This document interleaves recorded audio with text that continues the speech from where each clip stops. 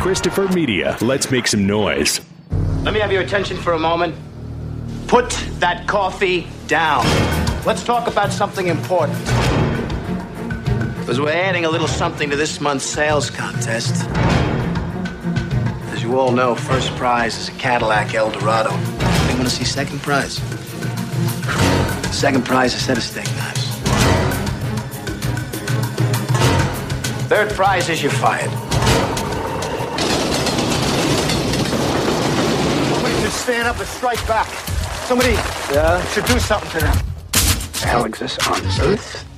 Yes. What can you do? I gotta tell you, I'm ready to do the Dutch. I know what I'll do. I'll go out and rob everybody blind and go to Argentina. You think you're a thief? We're just talking. We are? Yeah, we're just speaking about it. Speaking about it is an idea. We're not actually talking about it. No. It's a robbery. There's a robbery?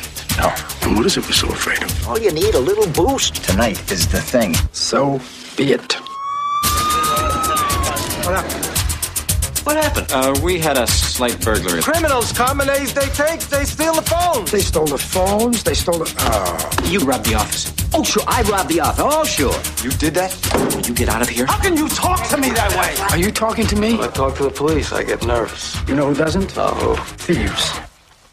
What's your name? Al Pacino, Jack Lemmon, Alec Baldwin, Ed Harris, Alan Arkin, from the Pulitzer Prize winner, Glengarry Glen Ross. This is how we keep score, booby. Okay, sit down. Mitch and Murray sent me on a mission of mercy from downtown this week to get you pathetic losers in line here at the projection booth. Hey, White, thank you for joining us today, Cookie Puss. You're such a hero. You're so rich. How come you're coming down here wasting your time with a bunch of bumps? Well, my rudeness means I care. Also glad to have Mr. Hyundai driver, Chris Stachiw from the Kulturecast podcast. Oh, what a big man you are. Hey, let me buy you a pack of gum. Let me show you how to chew it. All right, this week we're talking about the 1992 film from director James Foley, Glengarry Glen Ross, based on the 1984 Pulitzer and Tony Award-winning play of the same name by David Mamet. It tells the tale of a group of shady real estate salesmen in a New York City boiler room seeking to make the big money, get on the board, and keep their jobs, and maybe, just maybe, get the first prize or second prize, because they surely don't want that third prize. As you all know, first prize is a Cadillac Eldorado. Anybody want to see second prize? Second prize is a set of steak knives. Third prize is you're fired. The film features an all-star cast of veterans like Jack Lemmon and Alan Arkin, people in the middle of their careers, Al Pacino and Jonathan Pryce, and relatively new faces, such as Kevin Spacey and Alec Baldwin, all of whom go on to make a big impact in the world of those talking pictures you kids like in television. Glengarry Glen Ross is about the heart of darkness in the American salesman, picking up where Willie Loman left off, featuring firecracker dialogue, and also holds one of the top spots for the most curse words per film ever made. Oh, fuck you! Fuck the lot of you! Fuck you all! So if you got a problem with language or spoilers, you might just want to fucking turn us off this week. So Chris, as our guest, when was the first time you saw Glengarry Glen Ross, and what did you think? Well, first off, thank you guys for having me. The first time I saw Glengarry Glen Ross had to have been, I want to say, my senior year of high school, so about 7 years ago. And I watched it twice, back to back. And the first time I didn't get it. Second time I kind of, understood it more. And it's honestly, in my top 5 movies of all time. So that's kind of what I think of it. The performances are amazing. It's all about just the drama between the characters. And I think that, with David Mamet being kind of the genius that he is with writing, I think that obviously comes through with the film. So what about you, Mr. White? I must have seen this one probably mid-90s, not too long after it came out on VHS. I didn't see it at the theater. I remember the teaser trailer for it playing at the movie theater where I was working, the two brass balls kind of going across the screen. It was a nice teaser, that with Alec Baldwin's voiceover, if memory serves. And I had no idea really what the film was going to be like, and for some reason I just wasn't that interested until after I heard that it was fantastic, got it on VHS, and absolutely loved it. And it's one of the most quotable films ever, and it definitely is something that far too often some of the lines make it into my own personal dialogue, especially when I'm at work. As for me, I think I saw this when I started taking an acting class in high school. That would have been in the mid-'90s on VHS. My friend Dean, who I talked about before on the show, and I talk a little bit more about him on the drunken commentary that I did for my film Tainted that we did for April Fool's Day. Yeah, not this past year, but the year before. We took acting classes at community college in our junior and senior year of high school. And there were obviously, since it's community college, folks who were in their 20s and older. And there was a guy in there, and we eventually got cast in a play with him. And this was one of those that he loved from an acting perspective. And I remember going over to his house and watching this. And I think he was also the same guy who introduced me to Tom Waits and finally helped me to figure out exactly who sings Everybody Knows in Pump Up the Volume. That would be Leonard Cohen. I had no idea who that was at the time, although I love the song. So it really had this this major impact on me in terms of, like you were saying, it's such a quotable film. The characters are just the way they interact, and was just completely blown away by it because although it's a play and you get that sense when you watch it, I think Foley's direction helps to elevate it beyond just, setting up a camera and making it just a solid proscenium shot and letting these guys tear into each other. He really does a lot of nice work in here. And a couple of years after that, that same community college, and I believe it was the guy who introduced me to the film, was actually cast in the play as Williamson, the character that Kevin Spacey plays. And it was great fun to see a community theater production of Glengarry Glen Ross that was quite good. Yeah, this is definitely one of those plays on film where you get a sense at times that you're watching a play. I mean, there's so many different ways to approach the adaptation of a play for film. I mean, around this time, A Few Good Men was coming out, and they really kind of pulled that thing out of the theater and really tried to take it, on different locations and really kind of took the stage out of the play. And then there are other films that I've complained about before, things like 6 Degrees of Separation or, my God, House of Yes, the Mark Waters film from 97, where it was just like everybody has that pitch to their voice where they are projecting to the back row and they're over-enunciating everything. It's kind of like when the silent actors would go into, sound productions and they were still using their silent acting. This is like, using the stage acting for film. Really, the two things are not compatible. So when it comes to something like a Glengarry Glen Ross, it's kind of a mix of both for me because we are very bound to just a few sets, but the way that the camera moves and everything, it kind of takes it out of that one stage kind of thing.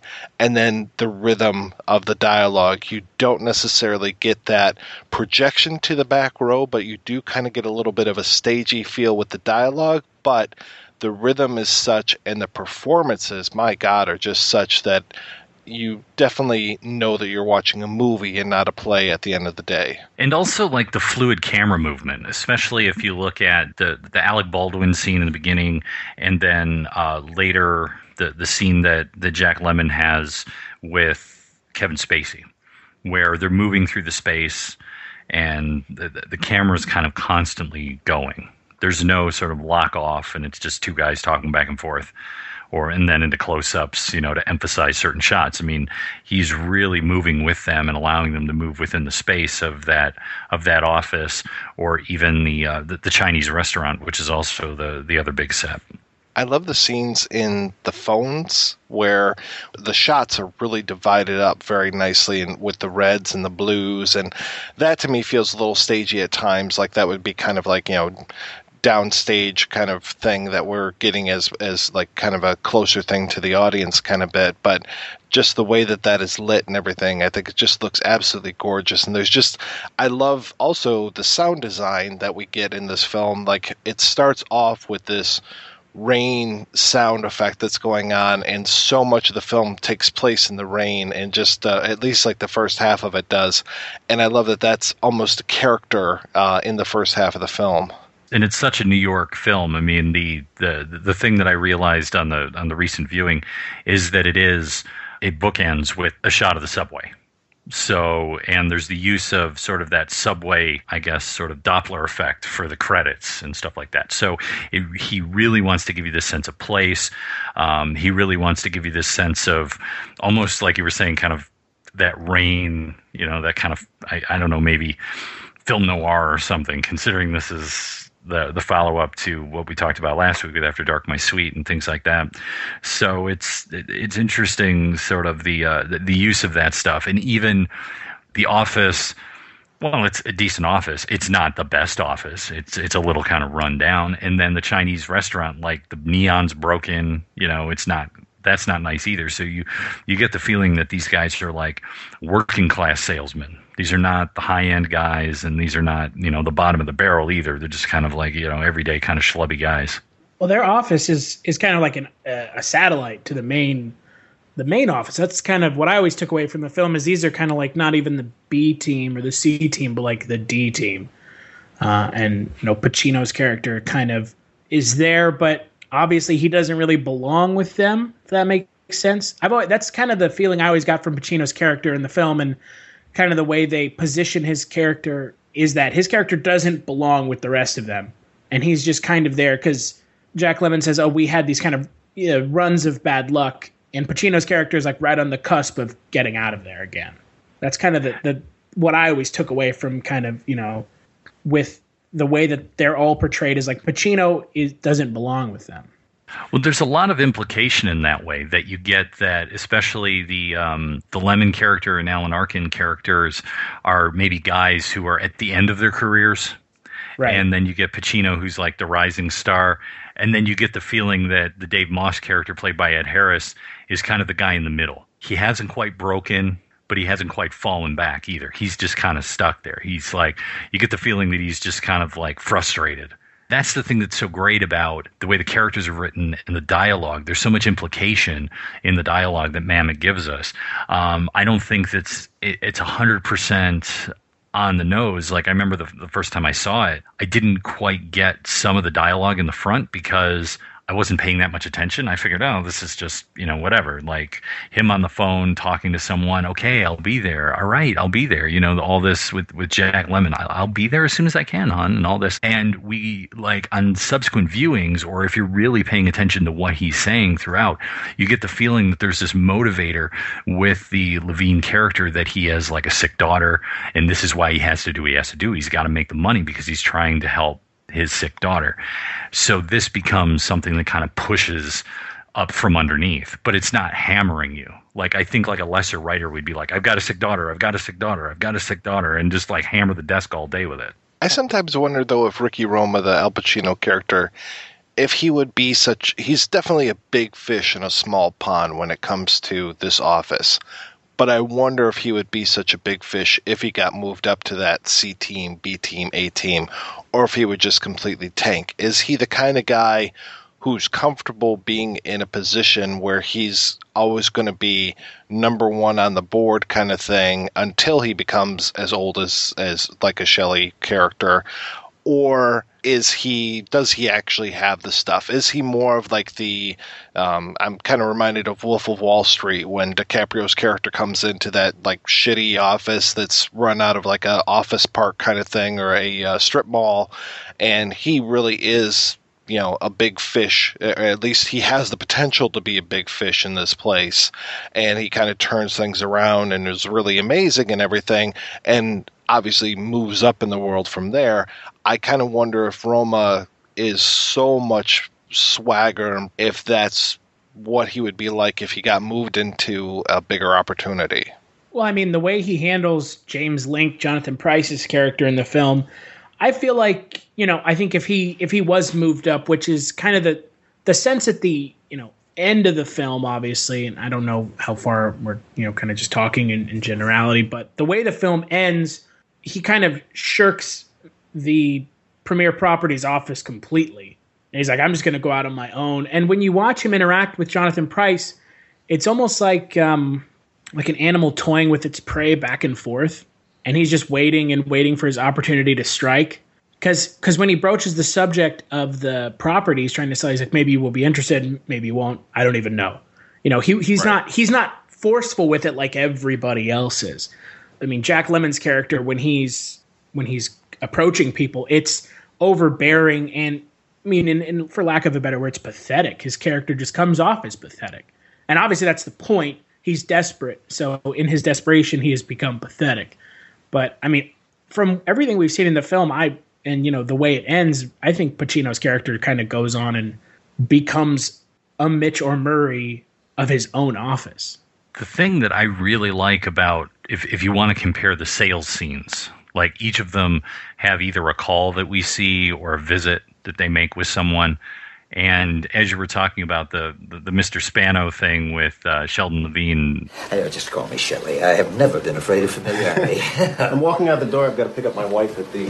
Let's take my car, huh? We'll pick her up together. Spoke to the little woman on the phone. Can't wait to meet her. No, we're going over to our relatives. Oh, she didn't say anything about I'm sure that. she forgot. I'm on a plane to Florida. Well, I'm so sorry if we put you out. No, you didn't put me out. And I'm just trying to think, Larry.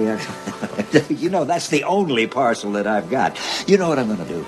I'm going to go back to the computer. I'm going to pull another one, and we're going to speak to your relatives, too. Now, come on. You're a busy man, Larry, and so am I. My God, I'm in the act of giving a gift away. Look, I don't want to buy land. I don't want to invest in land. I have nothing. She took the call without my knowledge. I have no business that I wish to transact. Oh, hey, I don't want to tell you how to handle your wife. Well, my wife filled in a form, and we have been plagued for the last year by... That's the situation that I'm trying to eliminate, Larry. No. Do you understand? It's about this. When, like, the first time I watched the scene with Jonathan Pryce in the restaurant that Pacino has, if you listen to the dialogue, he's really not saying a whole lot. He's talking about these philosophical statements. Right. And some of them are complete non sequiturs, where he talks about, like, you know, all train compartments smell vaguely of shit. And then he goes into this and he talks about this woman and he talks about what are the great meals you've had. And he talks about all of these various things, which are kind of loosely connected. But the only way they're really kind of connected is they're connected in sort of this trying to get you to think about things in a particular way or get you to understand, you know, even the concept of what purchasing something is. You know, they say you don't buy it, you rent it. Huh? The thing. You really, what do you keep? I mean, you don't keep anything, really. No. Security. Things. You know? Mm-hmm. It's just, you try to stave off insecurity. You can't do it. No, that's what I'm telling you. Stocks, bonds, objects of art, real estate. What are they? An opportunity. To what? To make money? Perhaps. To lose money? Perhaps. To indulge and to learn about ourselves? Perhaps. So fucking what? What isn't? They're an opportunity. That's all they are. They're an event. Like, it's a self-improvement plan, you buying this real estate and what you can learn about yourself by spending out this kind of money. So, like, his sales technique is much more about, like, trying to tap into, like, personal philosophy. And in a way, when you think about it, when the play was produced in 1984, that would have been such a thing. Like that's that kind of, you know, Wall Street, Gordon Gekko, yuppie go-getter kind of attitude kind of thing is, yeah, it's about the money, but it's about, like, this larger philosophical concept of what the money represents and the things represent. Ricky Roma is the master of the soft sell. That's all. That's all I was going to say. Oh, no doubt. No doubt. But it's so well done. Like, it's so well done. You can't really find a fault in here with any of the performances. And it's interesting to see sort of like how each of them kind of represent different things in a particular way. Okay, Roma, like I wrote down, I see him as like the shark. He's moving forward. He's just tearing through things. You know, the Levine character is this sad sack. He's seen better days. I almost feel the same thing for the Aronow character played by Alan Arkin, but I see him as more of a nice guy. You know, he's just this sort of simple guy. I get the feeling that maybe he goes home and he's got a wife, and maybe his kids are like now in college or something because he's a little older. And he's just a nice guy. He's just a simple guy, like simple things. He's not flashy or extravagant. Somehow he got into sales. And then you get the feeling that someone like Moss wants to be Roma, but he can't. He's just not quite there. He's a little too gruff. He's a little too blue collar. And especially when you listen to the way Ed Harris brings across the character, to me, he sounds like the guys I grew up in my neighborhood. Like these guys would have been working in the tool and die shop. You know what I mean? All this garbage, sell 10,000, you win a Cadillac, you lose, we're gonna fire your ass. It's medieval. Yes. It's wrong. Yes. Yes, it is. And you know who's responsible. Who? You know who it is. It's Mitch and Murray, because it don't have to be this way. Oh. Now look at Jerry Graff. He's clean. He's doing business for himself. He's got this, that list with the nurses. You see? That's thinking. Why take 10%? A 10% sales commission? Why are we giving the rest away? What are we giving 90% for? For nothing. For some jerk sit in the office, tell us get out there and close. Go win a Cadillac. Graff, he goes out there and buys. He pays top dollar for it, you see? Yes. For the leads. That's thinking. I love watching people do their job when they know how to do their job. And I'm talking about anything. Like if I go to get my oil changed and the guy who's doing my oil change just knows his job, just knows how to do it. And just, it's almost like a, performance art kind of thing, seeing these guys who really know how to do their job, do their thing, And I've worked with salespeople before, and I got to say that most of them just kind of always leave me like I need to take a shower. But the really good ones are the ones that might get you dirty, but you don't even realize that you need to have a shower afterwards. And watching those guys operate and do the same kind of things, get into people's heads, find what they want, and then be able to work towards that. It's just amazing. And that's one of the things that I really like about this film is seeing all these different styles. And especially, the Roma thing is just, it's a work of art, seeing him get in here and spin all this stuff exactly the way that it needs to be spun.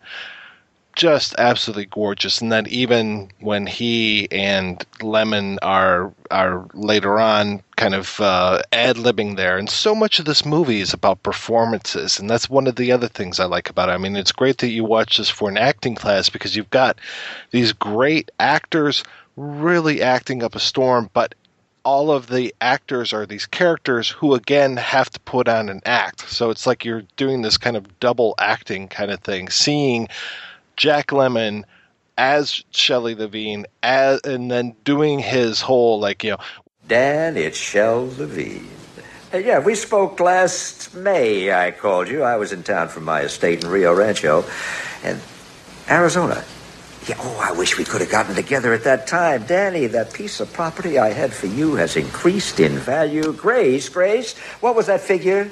$76,000. Oh, Danny, I wish you could have been in on it with me. Look, I'm here overnight. I have to go home tomorrow. And I thought after the interest you showed on the last trip that... Holy Grace. Danny, I know that you're serious. And because of that, I am going to shove my appointments around and make sure... Oh, well, gee, I wish that... All right, Danny. All that kind of stuff that he's doing, him being that foil to Ricky Roma later on, just all of these different things. And even the Alec Baldwin part, which I know that we'll talk about in a little bit here, him there preparing for the scene and this whole Let's talk about something important. Are they all here? All but one. Well, I'm going anyway. Let's talk about something important. Put that coffee down.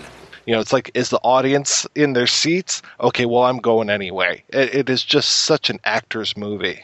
You mentioned the thing with Alan Arkin's character, and I don't know if you guys ever felt this watching it, and this is something I've kind of picked on the more times I watched it. It's not that he's mentally handicapped, but he's slow as a character. Because, when he's talking with Ed Harris, it's kind of like he's not picking up on things really fast. And maybe that is just him being a simple man, but he also is just kind of a yes man. He wants to kind of impress and latch on to whoever he's talking to at the moment. He doesn't actually except for off screen when he doesn't go through with what Ed Harris is planning. He's just kind of like, yeah, yes, yeah, oh no, yes, yeah. He's just saying yes and agreeing with everything the character he's interacting with, regardless of who it is saying. When we were selling Glen Ross farms, didn't we sell a bunch of that? Yeah, they came in, Well, they fucked it up. They did. They killed a goose. They did. And now... Stuck with this fucking shit. This shit. It's too... It is. You get a bad month, all of... Run this... They put you on this board. Some contest board. It's not right. It's not right to the customers. I know, it's... Wait, hey. What did I learn as a kid on Western? You don't sell a guy one car. You sell him 5 cars over 15 years. That's right. You're goddamn right it's right. Except for at the end when he's, you finally kind of see his character perk up a little bit and he's yelling at the cop who's been interrogating him. Come in here. I work here. I didn't come in here to be mistreated. Go to lunch, will you? That's why I came in to work today. That's why. Come in. I'll let you know. That's why I came in here. Let's go to lunch. I don't want to go to lunch. Go to lunch, George. Where does he get off? Talk that way to a working man. Look, will you take it outside? We have people trying to do business. That's what I came in here for. That's what I'm trying to do. I meet Gestapo tactics. Excuse me. I meet Gestapo tactics. That's not right. No man has the right to call an attorney. That means you're guilt. That means you're under such... He says cooperator. We'll take you downtown. That's not... As long as You get out of here. But he's just kind of slow and not all there is kind of what I've felt like the last couple times I've seen the film. Yeah, I get that as well. Like I said, I get the fact that he's older, beaten down a little bit, but I don't think he's like beaten down to the degree of. I don't think he's beaten down to the degree of being pathetic, which is what we get with the Levine character. The one thing, and I already said in the beginning, we're going to get into spoilers on this, is if you look at who wins in the end of the film, okay, because what happens is the office gets robbed. And the Levine character, played by Jack Lemmon, says something that cues Williamson, played by Spacey, that he knows something. And he figures out that it's actually him that had something to do with the Glengarry leads disappearing. And then we find out that Dave Moss couldn't get George Aronow, Alan Arkin's character, to do it. And he got Levine to do it because he was more desperate. And so therefore you would say, okay, those two guys are going down. They're going to jail, as Spacey's character says. So that leaves you two people who win in the end, first and second prize. So Roma the Shark, and then, as you were saying, the Yes Man. He said we're all going to have to talk to the guy. To the cop. Great. We have to talk to the cop. Another waste of time. A waste of time? Why? Why? Because they're not going to find the guy. The cops? Yes, the cops. No. The cops aren't going to find the guy? No. Why do you think so? Why? Because they're stupid. Where were you last night? Where were you? Where was I? Yeah. I was at home. Where were you? At home. See? Were you the guy who broke in? Was I? Yes. No. Then don't sweat it, George. You know why? No. You have nothing to hide. When I talk to the police, I get nervous. Yes. You know who doesn't? No, who? Thieves. So even the winners in the end is a cynical statement in a particular way, or the simple man. Those are the winners in the universe that Mamet has created for us.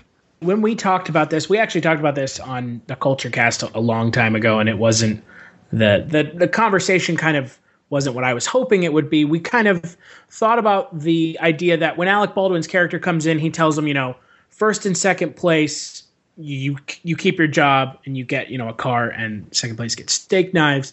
And then, third place, you're fired. So they're only keeping 2 people, but they refuse to give them the good leads. And they know that those leads aren't great. I mean, even though Alec Baldwin's character says, I could close these leads, I feel like at least the dark comedy aspect of the film is that Alec Baldwin's character and the Mitch and Murray characters, who we never see on screen, they know that those guys are going to get fired. They're not giving them the good leads on purpose so that, the ones that really want it will do anything to close it. But it's for a purpose of just getting those guys to get fired. They don't actually care.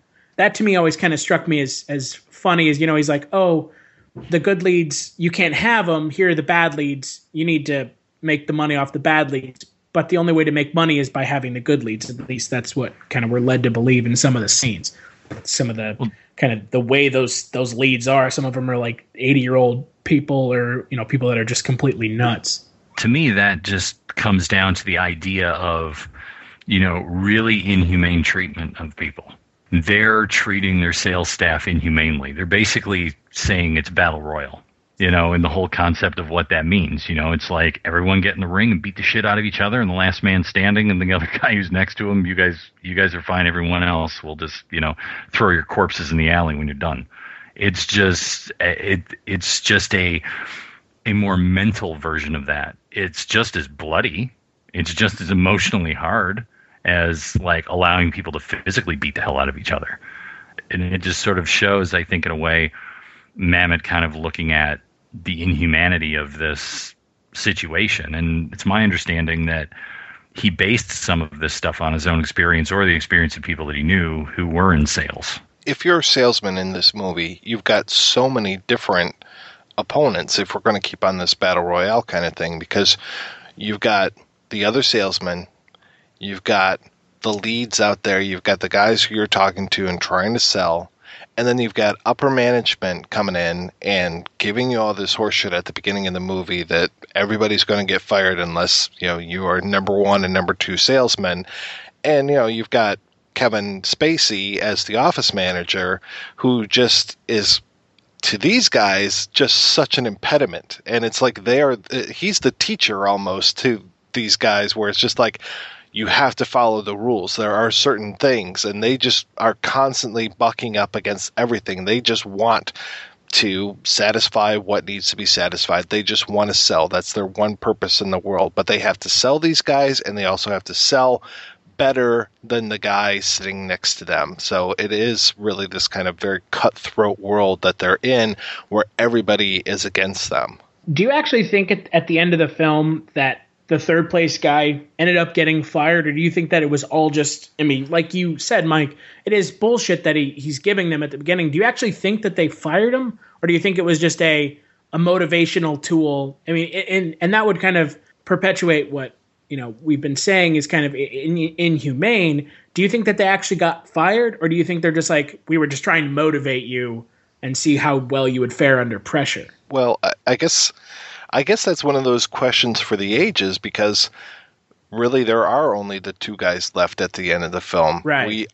There are no other people, and those third, fourth place guys, they are fired or worse than that. So yeah, it's going to be, what if that robbery hadn't taken place? Would two of the guys, maybe Shelley, maybe Moss, or maybe Aaron White or Aronow, who knows who would have been hitting the bricks? I know from my years of working in commercial radio that commercial radio sales staffs change over about 25% per quarter. Oh yeah, the attrition rate is super high for this kind of work. So if you don't meet quotas, if you don't meet goals, they get rid of you. They don't play. They'll get someone else. So it's just a constant churn. I remember working at one station for about 2.5 years, and like every time I walked into the sales department, there was someone new at the same desk. Good luck, get in the trenches and fight it out. And that's just the nature of how they do sales. That's just the nature of what it's about. It's just about quotas. It's just about numbers. It's not personal, it's business. If you're a really good sales guy, in my opinion, and feel free to write hate mail, just care me, you're almost like a different breed of person. Real salespeople to me are different than everybody else. And I don't know if it's something that they're born to or if it's something that they get trained for. But they're just they're a little different than everybody else that I know. There was one guy that I worked with who was an amazing salesman, and he was bald, but he wore the most horrendous piece every single day that he was in the office. And we would ask him about it. It's like, Lee, why do you wear the piece? It looks bad. Everybody says it looks bad. It looks bad. And he said, listen, if I don't wear the piece, when I go out on these sales calls, I don't make as much money as when I do wear the piece. So he would do anything, even just the self-humiliation, every single day going out there just to get those signatures, just to make those sales. And it just always floored me that these guys will do anything that it takes. And this whole idea of Glengarry Glen Ross with lying, cheating, and literal stealing in this case, it just is par for the course so much with the salespeople that I've had experiences with. And of the salespeople I've met and had dealings with, it always seems like whenever I interact with them, I'm always on the cusp with them of them trying to sell me something. Which is kind of what Ricky Roma's character is all about. It always seems like he's right on the cusp of trying to pitch you something. Because, I mean, he's like, I don't know, were you interested? Maybe not. And I think that aspect of these guys, some of them are better, some of them aren't. And they're all kind of just in the same pit together fighting. You know, a lot of these guys would be successful doing other things. And, like, you know, they don't have to be salesmen. And some of them have kind of run out the gas in the tank, like, you know, Jack Lemmon's character. And that's what I love about the movie is you essentially get to see, you know, salesman evolution more or less, kind of just in the spectrum. You get to see, you know, all the kind of evolution points of what it is to be, you know, a good salesman. So do we want to talk about some of the differences between the play and the film? I've never seen the play, so feel free if you've seen the play. Yeah, I've seen the play, and I've also read the play. I had a copy of it at one point. The major differences between the play and the film, and I know this is going to be a shocker for those who have only seen the film, is that there's two, and I'm going to talk about one smaller difference, and then we'll talk about the bigger one, is that the whole scene with Jack Lemmon's character going to visit the family, and he meets Mr. Spano, and he's trying to do the hard sell to him, and then he gets pushed out the door. That's not in the play. And the other one that isn't in the play is the Alec Baldwin speech. It doesn't exist in the play. The play basically takes place on two sets. It takes place at the Chinese restaurant, and it takes place in the office. Everything else that's sort of outside of that doesn't happen. So what you get in the beginning is everyone meeting at the Chinese restaurant, and you have that first scene that you get, and they're like, you got to come to the sales meeting. Well, will Roma be there? And it's like, don't worry about Roma. You need to be there. So there's this whole thing about getting them to the sales meeting, and then it goes to black, and then they're in the office, and they just had the sales meeting. The fuck is he gonna get off? Mickey Mouse sales conference. He didn't mean it. I'm sure he didn't mean it about trimming down the sales floor. Where is Roma? Huh? Where the hell is Mr. Ricky Roma? All the while we gotta sit here and eat this nonsense? And now they've been told what the deal is. So that whole thing with Baldwin and the brass balls and all of that stuff, that was written by Mamet for this film. When I saw an adaptation of the play, and I think I've seen two different versions of it, I'm not sure if Mamet put it in the revival. He added the Baldwin scene. You know what it takes to sell real estate? It takes brass balls to sell real estate. Or if directors of the play just do it anyway, put that scene in. Because I think people have gotten so used to that stuff, and it's some of the most quotable aspects of Glengarry at times, that if it's not there, people are like, there's something missing. Well, it kind of makes sense that the first part would be in the Chinese restaurant, because you have so many of those scenes that are just kind of, you've got the Pacino character, Ricky Roma, selling to the James Lin character. You've got the opening with the discussion and everything that you're talking about. And then I can even see like the conversation that Moss and the Alan Arkin character are having it takes place in a car in the film, but I can see that even taking place in the Chinese restaurant as well, because it would feel like, if everything is leading up to the day after that takes place in the real estate, obviously if you're doing a play, it would make sense to set everything in one location rather than bopping back and forth.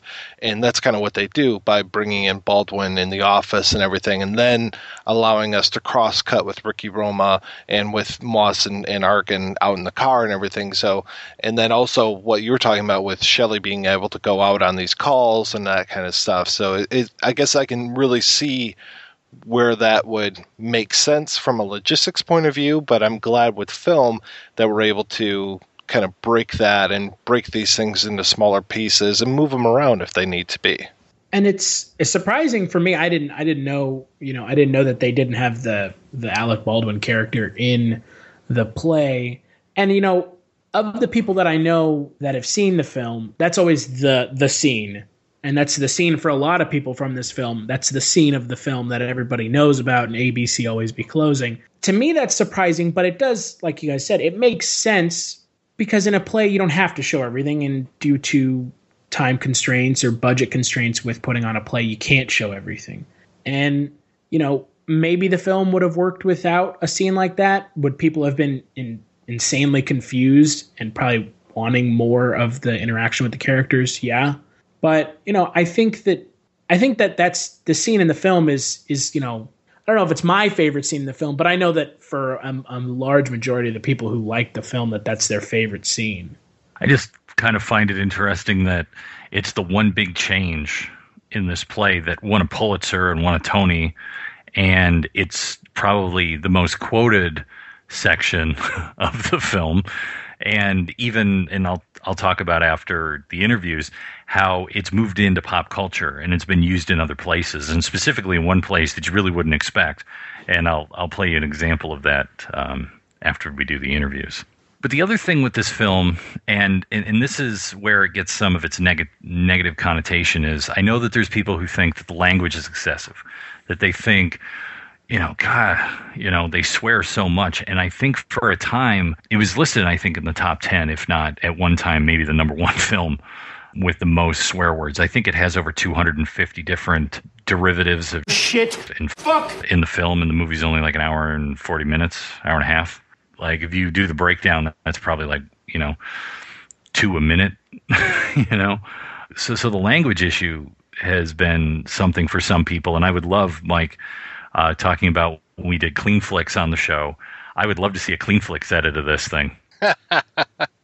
Yeah, this has to be up there with like Harlem Nights. That's the one movie I remember from around this time that was just wall-to-wall F-bombs all over the place. But it's funny because this came out the same year as Reservoir Dogs, and they both have some very similar rhythms when it comes to the dialogue, and definitely a lot of swearing. I mean, there is an excessive amount of curse words in Reservoir Dogs, but again, it kind of flows and it really has this kind of rhythm to it. And it's kind of ironic, too, that we're just talking about how the movie begins, or the play begins in a restaurant, and that's where we've got the beginning of Reservoir Dogs happening. So I guess this would have been a really good double feature, especially if you're a fan of cursing. The other thing that I think really works, and why it works with the language, is that the language helps to show sort of this, for lack of a better term, sort of locker room mentality of the men. These are, like I said, these are the working class guys. They're going to make ethnic jokes. They're going to swear.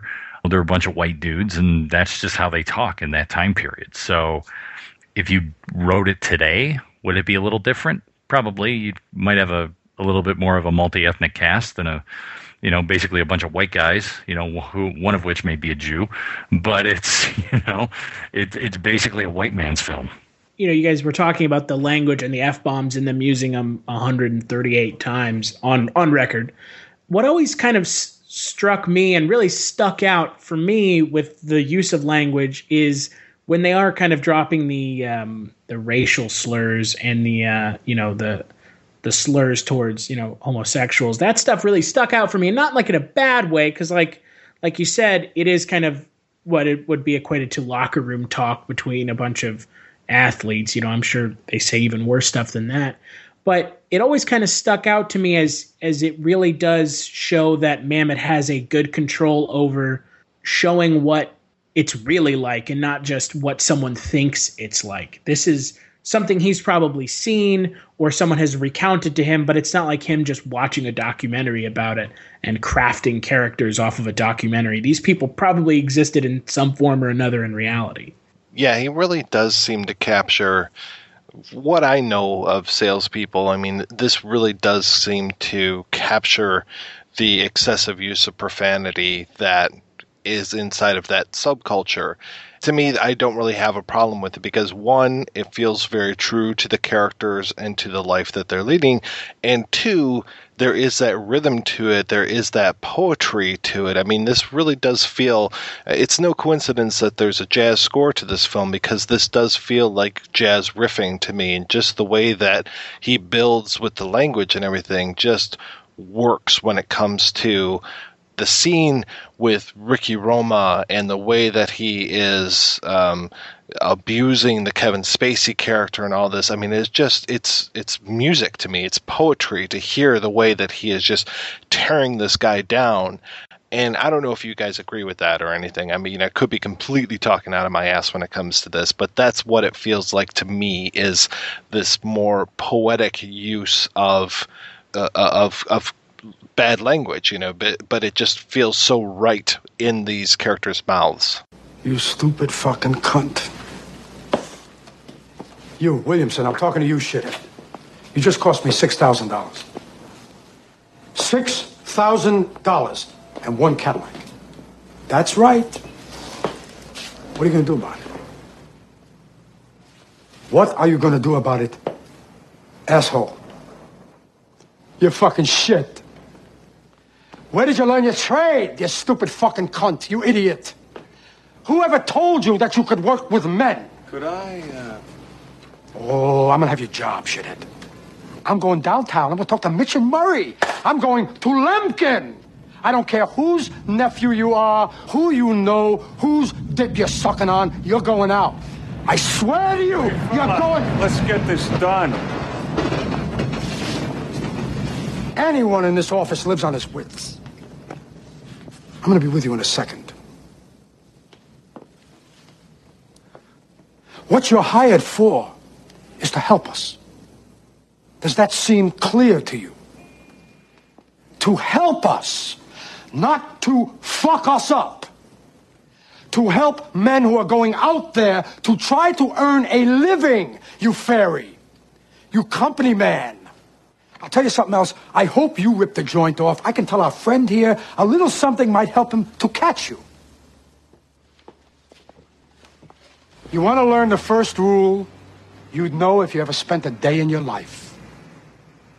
You never open your mouth till you know what the shot is. You fucking child. It does feel like music. It doesn't feel excessive. Like, I think you could have a film that would have half as much that somebody would do, and it would feel excessive there. But here it seems to work. And this is another thing that I think also kind of builds on this. Like I said, I mean, in a lot of ways, this is really a guy film. Like, there was this dust-up recently on Facebook and in the internet about this guy at, I think it was the New York Post or something, who wrote some article about how women can't understand Goodfellas. They can't really appreciate it, you know, because it's a guy film and all this stuff. And you want to talk about just a prick-waving fest of a film. Glengarry Glen Ross is really kind of that. And that's not to say ladies can't appreciate it and understand it, but it is really like, this is the heart of darkness of the male ego run amok. I mean, this is all about like one-upsmanship, and it takes place in a sales office as opposed to a sports field, but it almost feels like you could have transposed this in some ways to, like I said, to a locker room. And I don't know if you guys know, but a couple years ago, Jason Reitman actually put on an all-female live read of Glengarry Glen Ross back in LA in 2013. And it was like a one-time only event, but apparently it got rave reviews, and it was a sight to behold, because it had a lot of really well-known people like Robin Wright and Catherine O'Hara, and Carla Gugino. But apparently it still translated pretty well. But I mean, that would have been something I would like to see someone do, another all-female live read of Glengarry Glen Ross, because I'm sure that it's I'm sure that it has a different flavor to it when it is an all-female cast as opposed to an all-male cast. Do they talk about their dicks that much in this film? I mean, there are movies where it does have that locker room mentality, and you are talking shit about people, but it's very like phallocentric almost. But this one, it doesn't necessarily seem to be. I mean, obviously this is the domain of men, especially 84 when this play was out there, 92 when this film is out there, this kind of stuff. But it doesn't feel like they're just, like when Baldwin calls the salesman fucking faggots. It doesn't feel like there's a sexual connotation to it almost. I mean, it just feels like a very, very pointed insult versus it being like, the inherent thing is when he comes into the room, Baldwin, I'm talking about, my dick is bigger than yours. But he never actually comes out and says that because it's much more about the Rolex and this kind of stuff. But it doesn't feel like they actually are talking about their dicks very often. It feels like fuck and shit and all this kind of stuff is just kind of woven in as the way that these guys speak. I mean, again, correct me if I'm wrong, but I don't remember a lot of dick talk. The only real references that I can get to that is in Roma's speech where he's talking about, what do you remember about sex and all this? And he's like, my balls felt like this, felt like concrete and all this. And then there's the whole thing with Roma again, dressing down Williamson going, who said you could work in a world of men? Oh, right. I don't know whose dick you're sucking on. Yeah. And then he calls him a fairy. Yeah, so those are really the only sort of direct references to the world of men and, sexual anatomy, So, yeah, I'd be curious to hear that coming out of Carla Gugino's mouth to see how that works. Because I've also heard of female readings of Reservoir Dogs, which is cleverly called Reservoir Cats. Can you believe it? But I think that Glengarry might work better than Reservoir Dogs when I think about the scenes like the E. Lois scene and stuff where it is more guy kind of stuff than, that girl's ass sitting on my dick. Like that kind of thing, I don't see a whole lot of that in Glengarry. No, and I think that's just another, you can attribute that to David Mamet's, script writing is he doesn't have to, like with Alec Baldwin's character, he doesn't say, I gotta, my dick's bigger than yours. You can tell from the way his character talks and the way his character acts that the dude, even if he doesn't have a big dick, he thinks he does. And he knows that they'll pick up that that's the way he thinks. He doesn't have to say it. It's pretty obvious to everybody that this dude is the big shit in the room. I mean, and there's the way he dresses and his swagger. He doesn't have to say it. And I think that that's that really is just the kind of the way David Mamet writes and just kind of his creative tact is just he doesn't have to say that. It's like with a lot of things in the movie, he doesn't have to say, oh, he has a daughter who's in the hospital. You just kind of pick up on it, and I think that really works.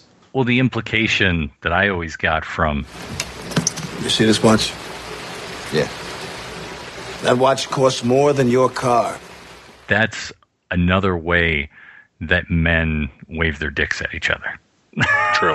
It's like, I got bigger toys and more expensive toys than you do, so I'm better than you are.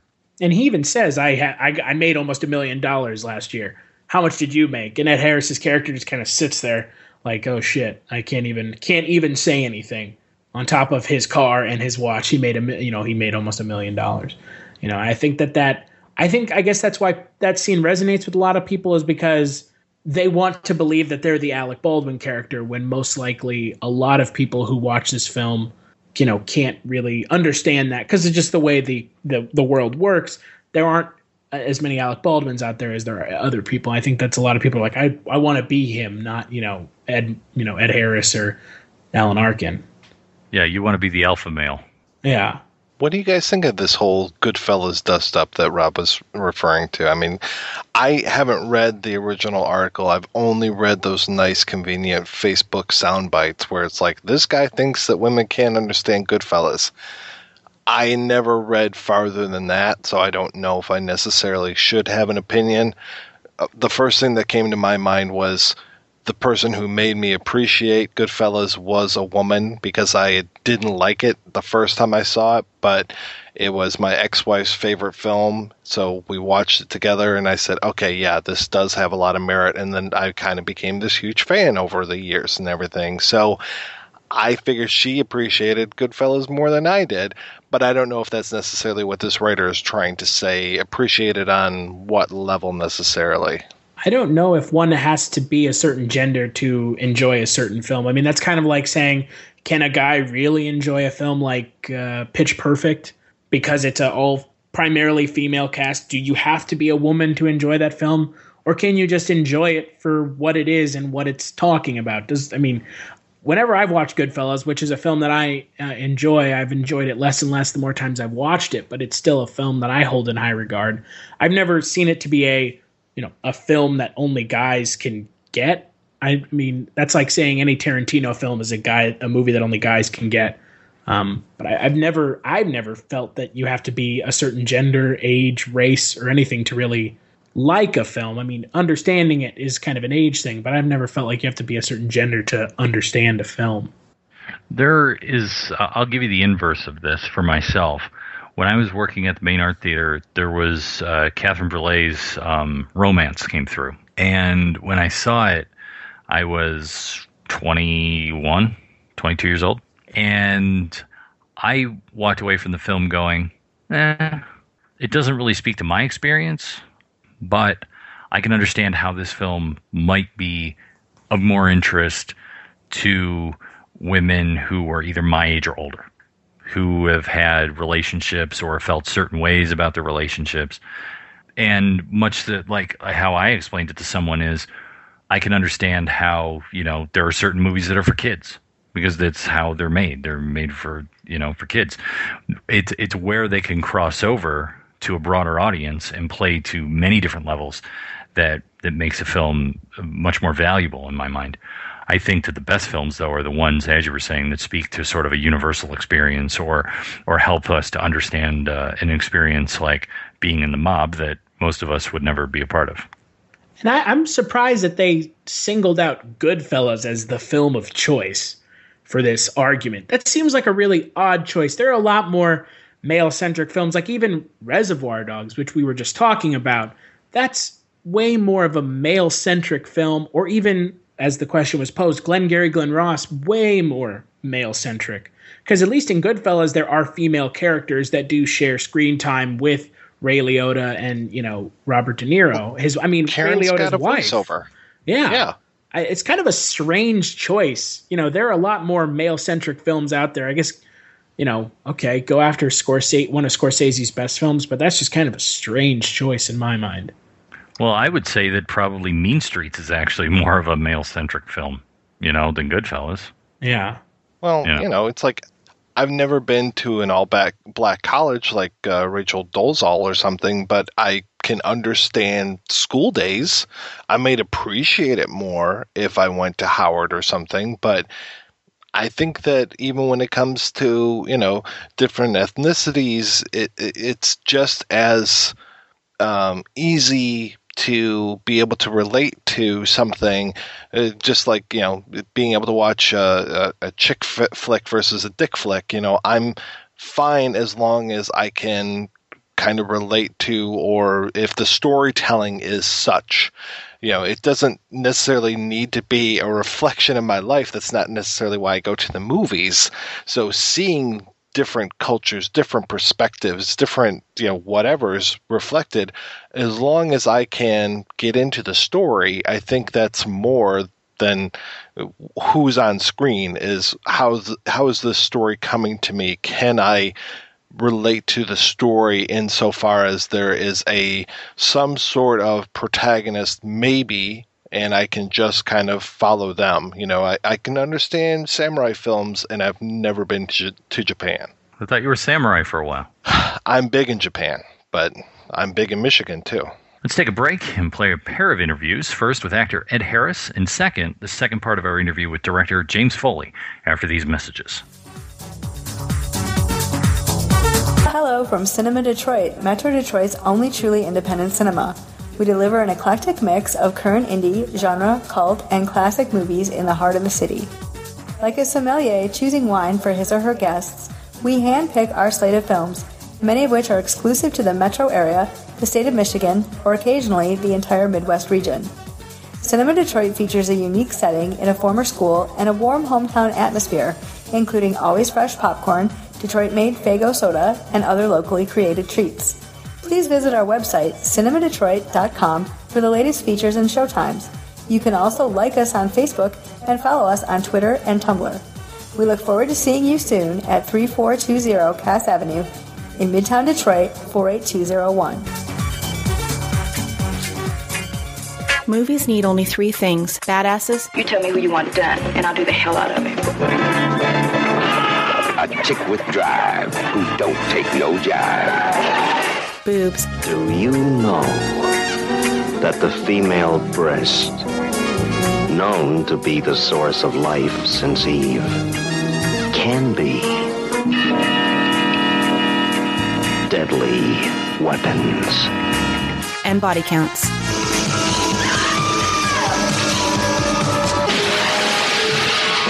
Body count.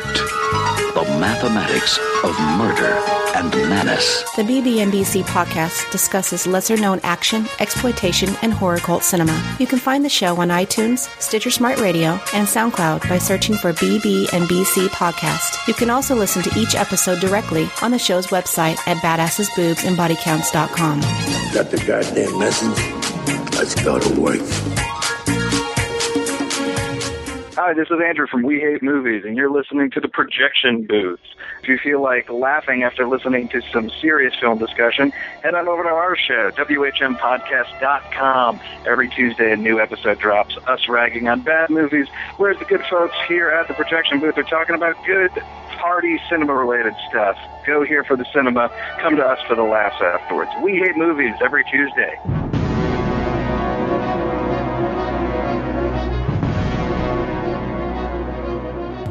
Let me ask you a question. Are you getting enough? I bet you'd love more, right? Well, AdamandEve.com wants to give you more with 10 free gifts. First, you'll get a sexy surprise for her. Second, a specially selected toy for him. And third, a little something we know you'll both enjoy. Plus, you'll get 6 full-length adult movies on DVD. And number 10, free shipping on your entire order. So what do you have to do to get your 10 free gifts? It's not hard. Just go to AdamandEve.com and select any one item. It could be an adventurous new toy, sexy piece of lingerie, or anything you desire. Just enter offer code BOOTH at checkout, and you'll get all 10 free gifts. Go check out AdamandEve.com today. Select one item and get 10 free gifts, including free shipping when you enter offer code BOOTH. That's BOOTH at AdamandEve.com.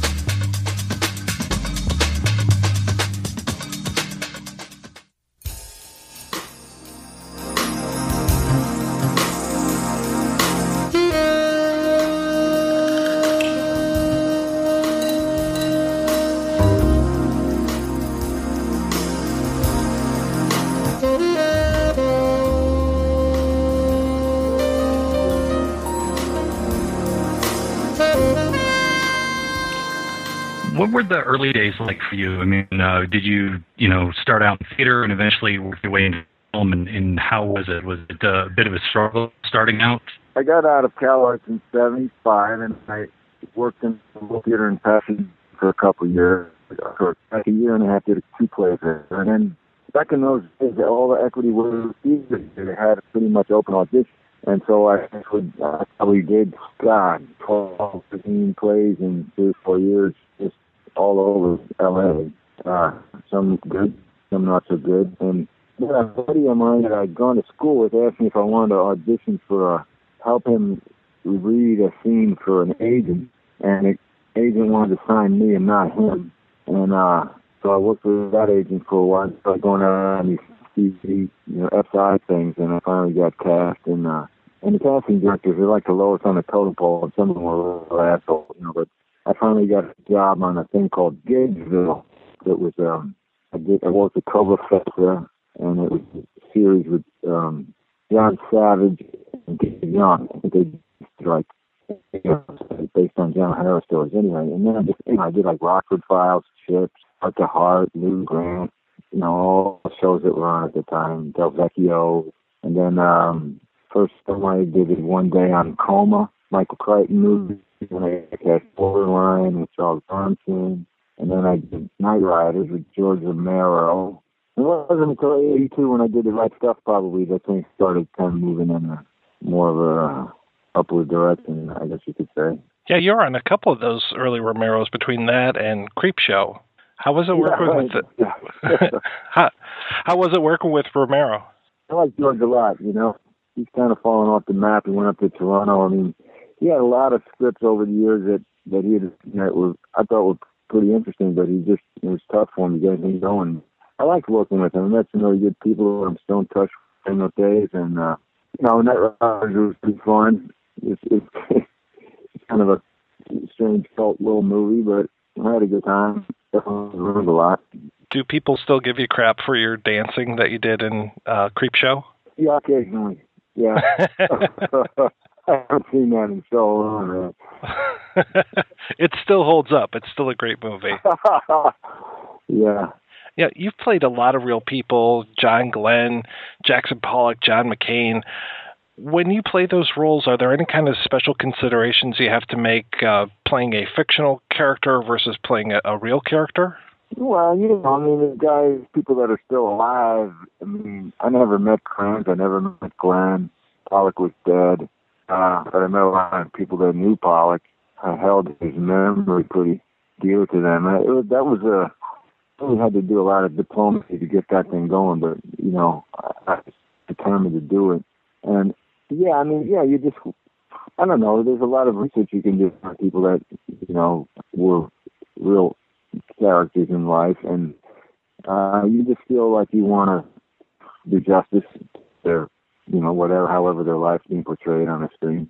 I don't feel any particular pressure, but, it's different, mainly because of the research, and you can hear their voice, and in some cases see footage of them, read about them, et cetera, et cetera. So, you just have that much more information to work with as an actor.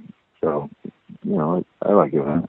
I gotta say, one of my favorite roles of yours, I don't know if you get a lot of praise for this one still or not, but you in Sweet Dreams, I really thought that your performance of Charlie Dick was amazing. Oh, thank you. Yeah, I had a good time. I really liked working with Kyle Rice a lot. He was a really great guy. He left a little too soon, but that was a good shoot. I had a good time doing that. Thank you. So the movie that we're talking primarily about today, Glengarry Glen Ross, how did you kind of come to that role?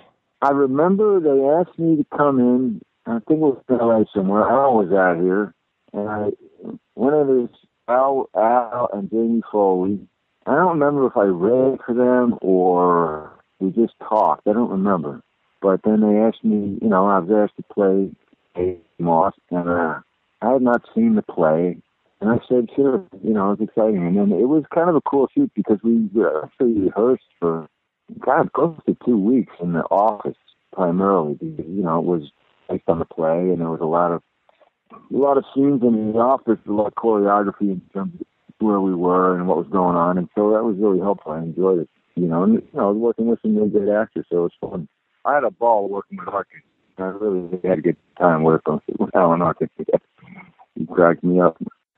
Yeah, the scene of you trying to convince him to rob the office is just such a standout for me. Yeah, thanks. I felt pretty good about it. It was fun. It's got to be interesting to have just an amazing cast to be playing off against. Did you find that at all intimidating, playing against somebody like a Jack Lemmon? Not at all. I just found it exciting. The better actors you work with, the better you're going to be, and to feel like I can act on a par with anybody. I felt that in those days, and I feel it now. So it was just good. It was just a good experience. It's like working with really good people. It's just up to the ante, and you just want to do your best job. I always want to do that anyway. When you're working with people that you really respect and history of wonderful performances, you just you gotta have your best team on. So it was fun. It was really fun. Did you know anybody like Dave Moss before you went into this role? Not really. You're running a car sales or any kind of guy who's something has a certain attitude or certain way they go about things. I guess probably picked up a few things from people I don't really even remember, but no, I didn't know anyone in particular, that I was going to take some fun. The script's pretty strong, and the dialogue is what it is, and it was much more about that and getting familiar with that and feeling comfortable with the pressure that they're under, the whole kind of whatever it is that what is it? You gotta, close the deal or whatever the fuck it was. Leads, you gotta get the leads, man, Yeah, it has such its own language to it. Just the leads and the sits and all this vernacular that is just remarkable. I mean, I have run into, I run into in a hotel or something, or some convention or some salespeople or something, and somebody will recognize me and they go, I love that Glengarry movie, man. It's just what we do, blah, blah, blah, So I think it came across pretty well.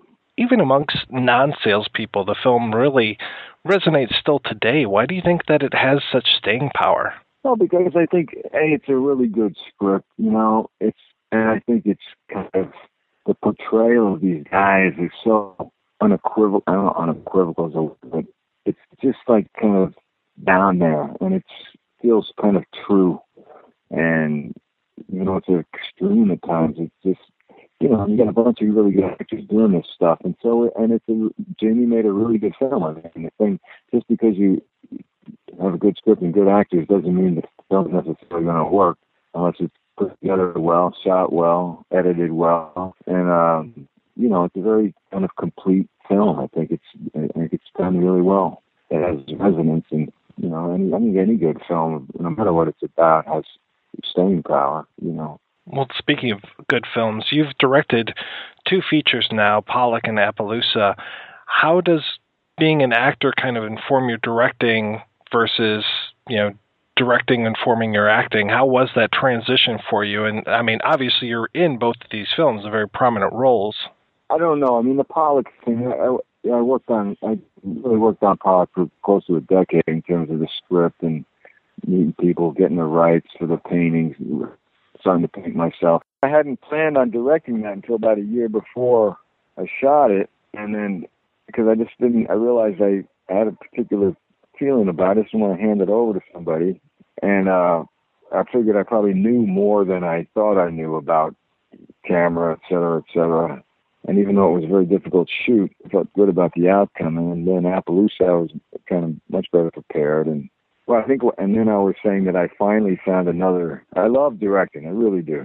And if I finally found another property, I just fitting a script on, so I hope to get shooting that next year. But the thing about having directed is you realize when you're just acting in a film, you realize what the director's dealing with. It's not just the actors. I mean, you're constantly answering questions. You got to stay in the moment. Your day, your nights are filled. You're the man in charge, and so it gives me a much better appreciation for whoever I'm working with in terms of what they're dealing with. Kind of, you've walked in the other guy's shoes a little bit, huh? Yeah, I mean, I really do love the directing thing. I've been wanting to direct another film since I shot Appaloosa, which was in 2007, and finally, a couple things I wanted to do. Some other people had the rights, blah blah blah, and I finally read this novel a few months ago that I think could make a really cool movie. So that's what I'm hoping to do. I really enjoyed both of those films, Pollock and Appaloosa. I really liked the relationship that you had with your co-stars in those, especially the relationship that you had with Viggo Mortensen, just that easy friendship that you had. Was that fairly easy to get? Was it the same off-screen as it was on? Yeah, I got along with Viggo fine, but I haven't seen him since we shot it, so it's not like we're the best buddies in the world or anything. I think we'll have a lot of respect for each other, but, the script was pretty strong, and when I started reading that book, Parker's book, Appaloosa, I don't think I read more than 2 or 3 chapters, and I just fell in love with the way these guys were with each other, and I called my agent, and I said, see if this book is, available, and it was, so... Yeah, no, Viggo was great. I loved working with him, and I do think that, the story is about friendship, and I think it works that way. I'm trying to remember, was that one before History of Violence or after? It was after, because I met Viggo until History of Violence. Okay, and I think you had History. I think I might have given him a book during History of Violence and asked him, to take take a look at it. And I said, if I get a good script in this, would you, do it with me? And when he read the script, he said, yeah, I'll do it. And then there were some problems. He at one point, he said, look, Ed, I'm so busy, I don't think I can do it. And I said, well, if I, I'll try to find somebody else, but if I can't, he promised me he'd do it. And I said, well, so I really battled a list of like 20 guys, none of which I wanted to work with necessarily, but 18 of them were busy and 2 of them didn't want to do it or whatever. I don't remember. So I said, I'm sorry, man, but, I can't find anybody. And so he showed up, man. He showed up like a day before, ready to go. He was working really hard at that time. He's done things back to back to back, but he was a man of his word, and I really appreciate it. Yeah, there was a time there where I couldn't turn on TV or go out to the movies without seeing him, it felt like. Yeah, he almost wore himself out. He was really busy there for a spell. How was it working with David Cronenberg on History of Violence? Well, Cronenberg's one of those guys where you enter, it's like working with Clint or Eastwood or somebody. It's like entering their world, the way they do things. And people that have pretty strong, a strong vision of what he wants to do. I kind of think that film's almost like a perfect film in a way. The way, like every shot, I know it was based on a graphic novel, but I just think he really nailed it. And so it was great. I mean, I didn't become, I haven't worked with him since. I haven't really seen him since. We didn't become like partners or anything like Vigo and he did, but, I certainly appreciate his aesthetic and his professionalism. I liked working with him. I was curious, what attracted you to Snowpiercer? I looked at 3 films by director Bong: The Host, Mother, Memories of Murder, and I said, I want to work with this guy. That was after they'd asked me if I'd do it. I just think he's a really great director, man. And it was a trip, Such a great, strong film, I know, Harvey really kind of dumped it, because Harvey wanted them to cut like 20, 25 minutes from it, and Director Bong just said no, and as a result, Harvey didn't really, get behind it very much, Weinstein. What are some of the other films that you've made where maybe people don't necessarily come up to you all the time, like, oh, hey, I loved you in this or that, but maybe they should? What are the ones, the hidden gems for you? I don't know. I made an indie film not too long ago called Frontera. That's actually a pretty good movie with, I'm forgetting names. Michael Pena and Eva Longoria and Aiden, who's in Rectify, and my wife Amy was in it. It's a pretty good story. I felt really good about it. It kind of takes place on the border, Arizona. Thing I did with Annette Bening, Face of Love, I think, was kind of fun. I've been doing a lot of these indie movies that nobody ever really sees. Played great character in this film called Sweetwater that the Miller brothers did. I've done 2 films with those guys. The other one's Touching Home, which I also felt really good about my work in that. But like The Hours, I felt really good about. Jackknife, which was a long time ago, I thought was a good performance. I don't know. I've done like so many movies that. There's a few clunkers in there, but most of them I feel pretty good about. Oh, as well you should. Yeah, I know that you're coming up in the Westworld TV show, and I'm really excited to see you as the Man in Black. Right. What other kind of stuff do you have coming out that you're excited about? Well, I worked with Dean Devlin on this thing called Geostorm, a big kind of production deal that's kind of fun. It's probably not coming out till next fall. I don't think there's anything else in the can, really. I'm going to do Buried Child, a Sam Shepard play that won a Pulitzer Prize in New York. We're going to start rehearsals in January. I'm going to do it with my wife, which I'm looking forward to. But Westworld kind of like got me. We were supposed to start filming end of April, and they pushed it to July, so there were a couple things I could have done early this year that I didn't do. So I'm going to be busy with Westworld pretty much till December. So. And then I'm going to do the play, and then I hope to get this movie off the ground that I want to shoot. So we'll see what happens. It doesn't seem like you take too many breaks. Well, I like to put it. What is this? This is June, right? I haven't worked all year, Oh, really? Yeah, I haven't worked since first of the year. Because of the Westworld delay? Well, part of that. Well, yeah. I mean, like I was talking to Quentin about working on his picture, and I was going to do it, but there was potential conflict with Westworld because we were supposed to start in the end of April. Of course, we never did, and a couple other things that might have happened. But, what are you going to do? Yeah, well, I can definitely see you. It's nice because I was a fan of your work in Walker, so I always enjoy it. And then, of course, Appaloosa. So seeing you in these kind of, like spaghetti or otherwise westerns is it's always a nice surprise when you show up in those roles. So I would have liked to have seen you in The Hateful Eight, but I'm going to enjoy seeing you as the Man in Black. All right. Yeah, I think it could be pretty cool. And I have no idea where this thing's going. I had a good time shooting the pilot. Just supposed to get the script for the first episode here in a day now. I haven't seen anything, so we'll see where it's going to lead us. But I think it'd be pretty cool. And I'm really excited to hear that you're going to be directing again soon. That is terrific. Yeah, I can't wait. It's probably, going to take a while, but I'm going to do this film. Probably not be able to shoot it before next fall, but it's really a pretty cool story. So we'll see what happens. Awesome. Well, hey, Mr. Harris, thank you again for your time. This has been a real pleasure talking to you. All right. Well, thank you, and all the best.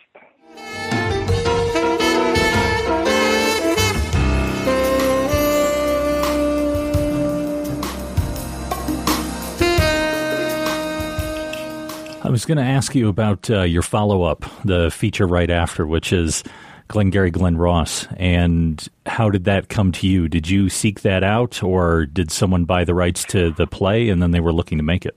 No, that was pure Al Pacino. After At Close Range, I got this call from my agent, who happened to also be Al Pacino's agent, and said, Al saw your film and really liked it and would like to meet you. And I said, okay, yeah, that'd be great. When? And this was in the 80s, so you can imagine the cell phone he had. He said, well, he's actually in a car outside your house. So I said, well, great. Sure, I'll go out and I'll meet him. And they carrying 4 or 5 scripts under his arm. And one of them was the movie Seven, interestingly enough, and another was Glengarry Glen Ross. And he said, I really like your movie, Close Range, blah, blah, blah, blah, blah. These are the movies that I want to make, and if any of these appeal to you, let's make it. And we toyed with Seven for a long time, but ultimately I couldn't figure out, and I've talked to Fincher about this, I couldn't figure out how to do it without grossing myself out. Something I think he successfully did, David.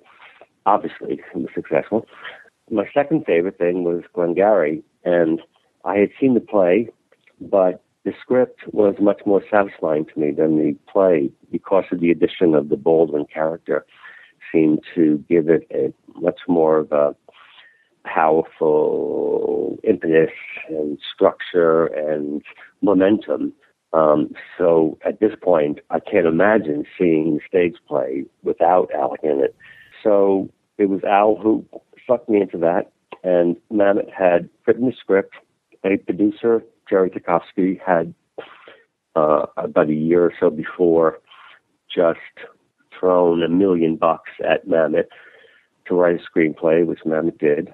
And he was not, it was very early in Mamet's career. I have to look it up whether he had made a movie or not already. I guess he had directed something, but he wasn't attached to direct this and wasn't trying to, interestingly enough.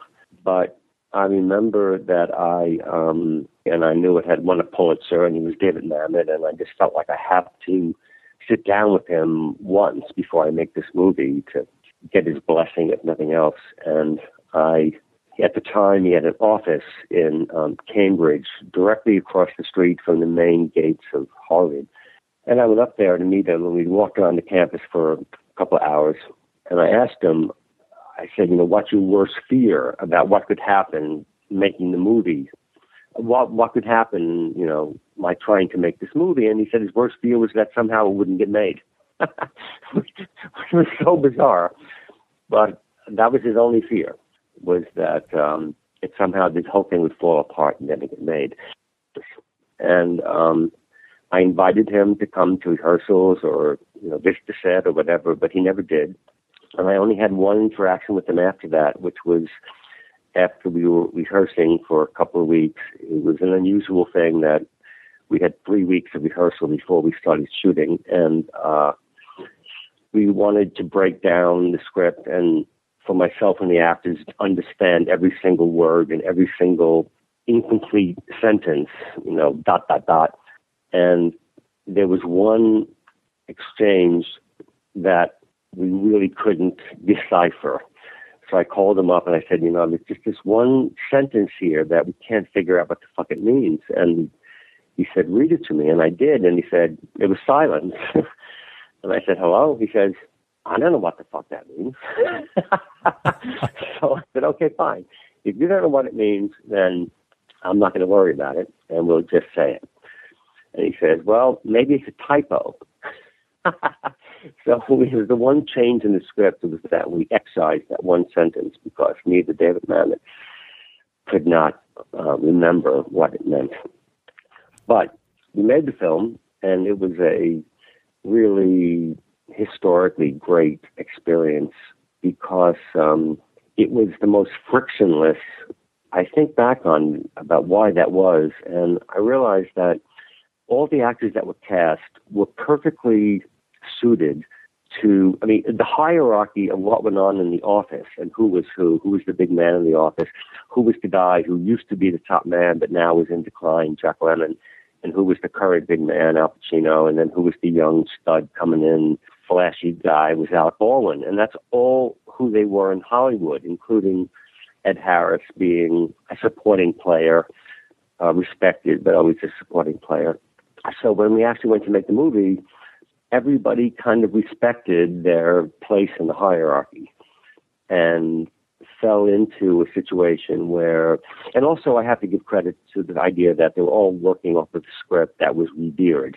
So there was no breakdown of, my character wouldn't say this, or let's change this line to this, or something like that. There was none of that. So it was a very disciplined, very kind of focused production that went down very easily, and actually we finished the day ahead of schedule. It was so effortless. But that was, a lesson to me that the right script just get out of the way and let it happen. And it did. I'm very, very lucky for that. I was just going to ask on the casting, you said that it was thanks to Al Pacino because he wanted to do it. Was that the reason that the cast came together, or were there other people in consideration at that time? Yeah, no, it was just Al, and he was certainly flying. And Jack Lemmon very much was, it seems shocking to say now, but very much was campaigning for it. He wasn't at the height of his popularity, but he was unabashed in his calling me up and campaigning for the part, read for it. That's not going to happen. But it became clear that he was the right guy. And it's funny, because just recently sent me a photo through Facebook that they had found somewhere taken on the set of me talking to Jack Lemmon and pointing with my finger at him as if I was instructing him to do something. And I looked at it and I thought, what the fuck drug was I on that I thought I could direct Jack Lemmon? And I had to give all the credit to him because he was so open to that and unabashed at wanting to be directed. As I said, about all actors, Spacey and everything else, that Jack Lemmon, even at that time, I remember one of the first things we did, he got a little bit too emotional and sentimental and kind of teared up at a place where it didn't seem appropriate, And I said, cut. And I started walking towards him, and my mind was racing, thinking, what the fuck am I going to say to Jack Lemmon?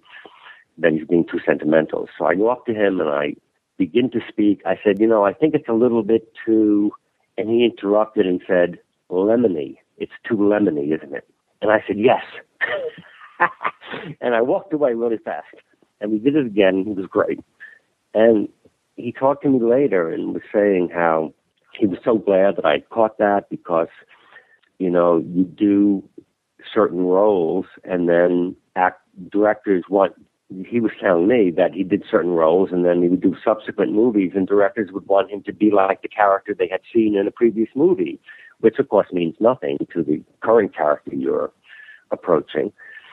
And he said, so if I do Save the Tiger, then the next 3 movies, the directors are saying to me, do it like the scene you did in Save the Tiger. And he said, well, this isn't Save the Tiger. So why would I do a scene like that? So he had fallen into bad habits, he said. But I mean, to be that open, Jack Lemmon, and to, at that age, with all that acclaim behind him, really gets me in the gut and teaches me a lesson about humility that, again, I feel like a lucky son of a bitch. At the top when we started the call, you were talking about Kevin Spacey and working with him on House of Cards. And when he came onto this to do Glengarry, he wasn't, he had been in a few things, but he wasn't as known until after, ironically, I would say, or coincidentally, Seven kind of helped to really push him out further. What do you remember about his casting and working with him early? Well, I remember that it was, again, Al Pacino who said to me, you got to see this guy. You got to see this guy. And he took me to see Yonkers. What is it? A Neil Simon play about Yonkers. Lost in Yonkers? Lost in Yonkers, isn't it? I'm not sorry. Yeah. And he was clearly prodigiously talented son of a bitch. And we met him afterwards and stuff, and I really liked him, and he got cast. But he was, he was the low man, the totem pole, and he happily accepted that. He had worked once before with Jack Lemmon. Jack Lemmon was kind of his mentor and had, and that was coincidental because it was Pacino who turned me on to Spacey, but then it turned out that so that worked. That was, again, serendipitous. The scenes that they had together were very important. And Kevin was really in awe of him and all the actors, and which is all the way I always remember Kevin, of being sort of on the set of Glengarry, so happy to be in a movie with all these great actors. So when I'm directing him in House of Cards, and actors come on to do 1 or 2 days or something, and they're in awe of him, it really gives me a smile. How what comes around goes around.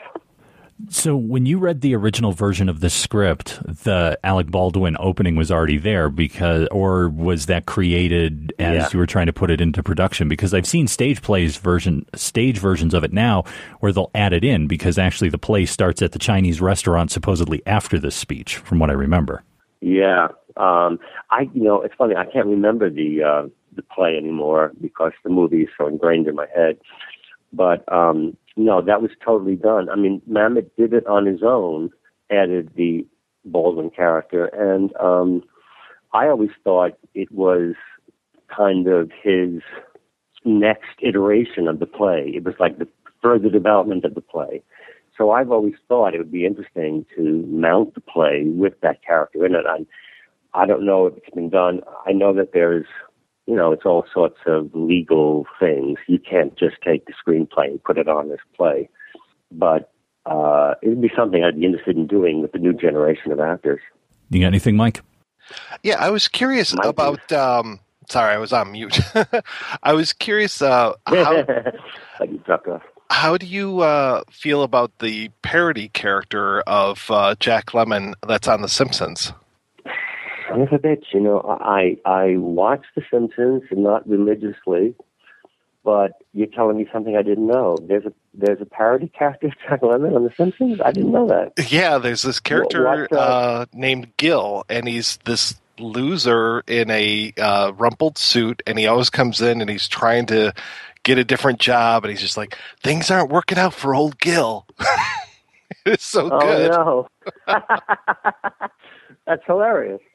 No, I got to check that out. Is that in recent seasons or a couple of years ago? Oh, he is still around, and but yeah, he just showed up on a recent one. I haven't watched The Simpsons in a few years, but I did catch him recently when Marge was opening up a restaurant of some sort. So even up to this season, yeah. Yeah, no, I've got to check that out. Now, one of my great, the number of people who I meet who are salesmen. And somehow you get to talking, and, what do you do? Direct movies, blah, blah, blah. Glengarry! Oh, my God! Wait, they showed us that in orientation. And apparently it's been used a lot for orientation of salesmen in all sorts of different professions. And they watch it as a lesson, but it has a comedic twist and a kind of dark twist, which amuses me to no end. But they all seem to love it. And of all the people who like the film, salesmen who feel as if it reflects their life, and they love that, even however tragic it is, kind of satisfying. But it's kind of like better than a review from Vincent Canby is some salesman in Baltimore who I meet at the bar who says that the movie meant a lot to them in their career. And it's kind of a twisted way to use it, but makes me happy. Well, speaking of Jack Lemmon, and I know that Kevin Spacey can do a good one, I was wondering, have you ever been in the room when he would do the Jack Lemmon to Jack Lemmon when he was still around? Oh, no, that's funny. No, when I knew Kevin back in the day of Glengarry, I didn't see him do any imitations. I'm sure he was able to do them, but it's funny now on House of Cards, he's constantly doing imitations. Like if he fucks up a line, he'll just keep on talking, but he'll switch into his Al Pacino or to his Jack Lemmon or to his and it's brilliant. And the whole crew just burst out laughing all the time. And it's a great kind of morale thing on the set because Kevin's very entertaining when he screws things up, which isn't that often, but often enough to keep the troops happy. But I never saw it do it in front of him. I certainly have seen him both in life and on Letterman or something do Al Pacino in front of Al Pacino, and Al gets the biggest kick out of it. That's for sure. That's great. Did I read right that you're doing a remake of Jacob's Ladder? I wouldn't call it a remake. Okay. I'd call it. What happened was that the producers did purchase the rights to Jacob's Ladder, and before I got involved, I got a writer, and they fashioned a script which has certain almost small things that are similar, but the basic thing of what the hook was of Jacob's Ladder, that he was dying or dead and waiting to get into his next phase of the afterlife, is not part of the movie.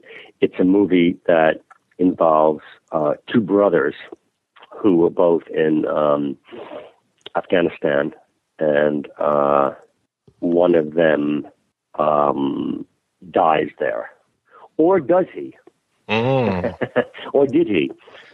And it's a script I really like. It's a very emotional thing about brothers. I keep on getting drawn to these movies about male dynamics, brothers and friends and fathers and sons. And it's a script that has some life into it, and I'm hoping to make it in 2015, and perhaps with a black cast, which is really interesting, two black brothers. So that's kind of hopefully my next move. Very cool. You said that starting out for you, you were studying originally to be a psychologist or a psychiatrist, and I was wondering, do you think that it's that interest in psychology that makes it interesting for you to do these films and work? Yeah, always. I mean, I've always been interested. I mean, starting with my own self-reflection, I suppose, growing up. Always been interested in what's happening on a other than conscious first level reality. What's the subtext? I guess that's the simplest way to put it. What is the fucking subtext of what's going on? And so my interest in psychology was in kind of really Freudian psychoanalysis, trying to get at the unconscious and the subtext. And so to me, I've always been interested in films And I have always liked kind of exploring and asking questions as to people's motivations and contradictions and that thing where something and its opposite are the same thing. All those kinds of Freudian ironies have always intrigued me the most, for me to material. And this Jacob Flatter thing is kind of rife with that. Oh, yeah. It sounds totally like it's going to be right in your sweet spot. Yeah, absolutely. And seems to be coming together. That's great. Well, hey, thank you so much for your time today. This has been wonderful. Good. Good to me, too. Good to kind of put in context the path that got me here. Yeah. So hopefully it informs the path ahead. Exactly. Well, hey, best of luck with the rest of House of Cards. That's terrific. Yeah. And from the way you phrased it, it sounds... Need that. And from the way you phrased it, it doesn't sound like it's ending after a third season. No. There's definitely a fourth and perhaps a fifth, but the fourth is definitely happening. Wow. And I'll just tell you this. To film the season finale, I'm heading out to Santa Fe, New Mexico. No spoilers, but that's an odd sort of change of location. Definitely. A lot of holes in the desert. Yeah. Yeah. We'll see what happens out there. All right. Sounds good. Well, thanks so much for your time. All right, guys. Talk to you soon. Bye-bye.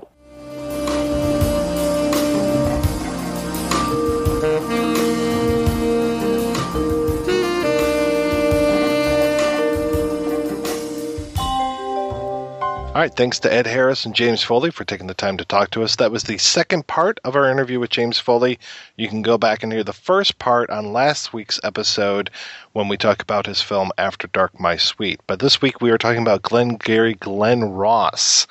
And I was so amazed that Mr. Foley hadn't heard of Gil-Gunderson.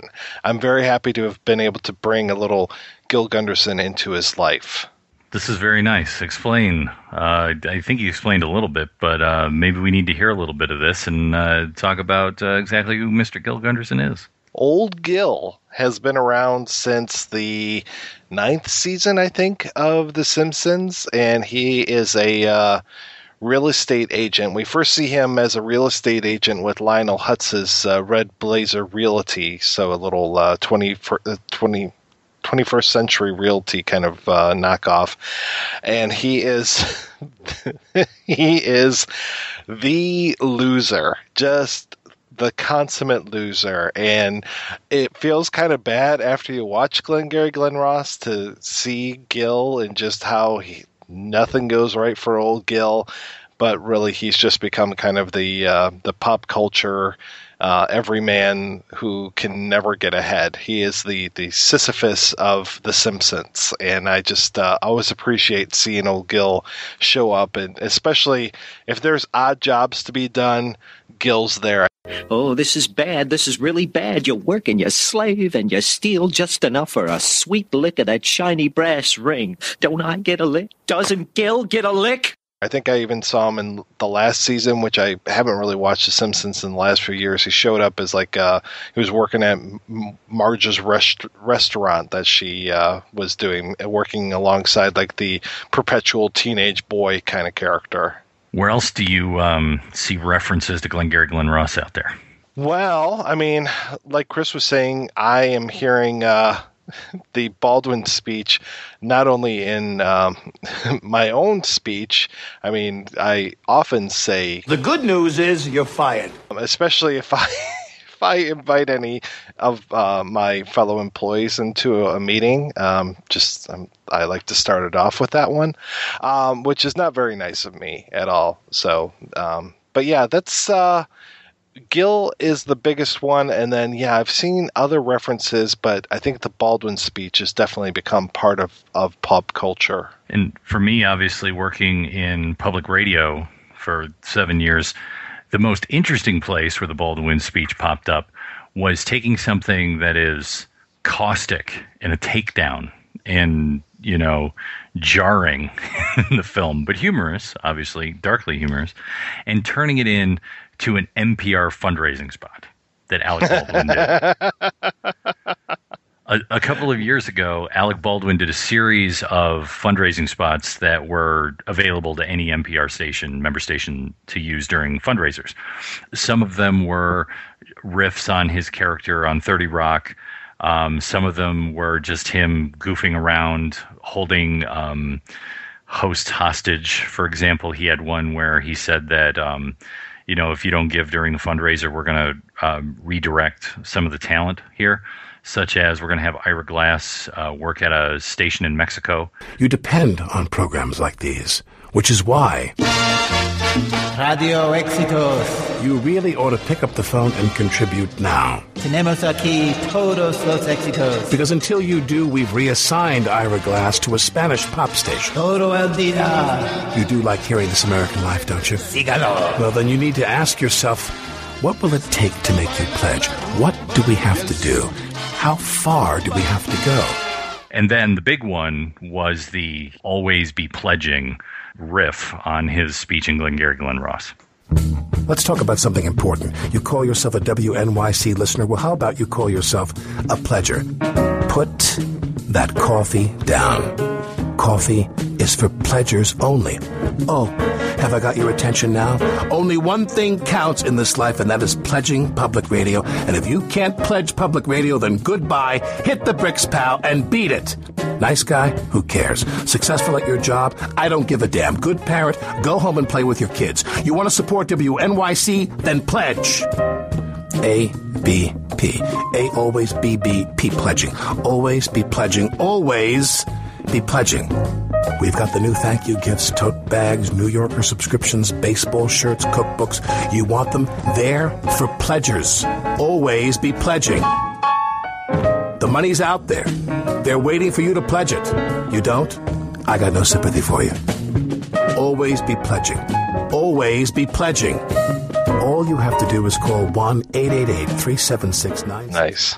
I've seen a couple bands out there that have named their songs, like Always Be Closing and stuff like that. But for me personally, the one, like Mike was talking about, good news, you're fired. The one that has kind of wiggled its way into my daily talk with some of my writers is, fuck or walk. You close or you hit the bricks. That to me, is kind of like the line from, and maybe he was kind of mirroring it a little bit in Clerks, when Randall says to Dante, shit or get off the pot.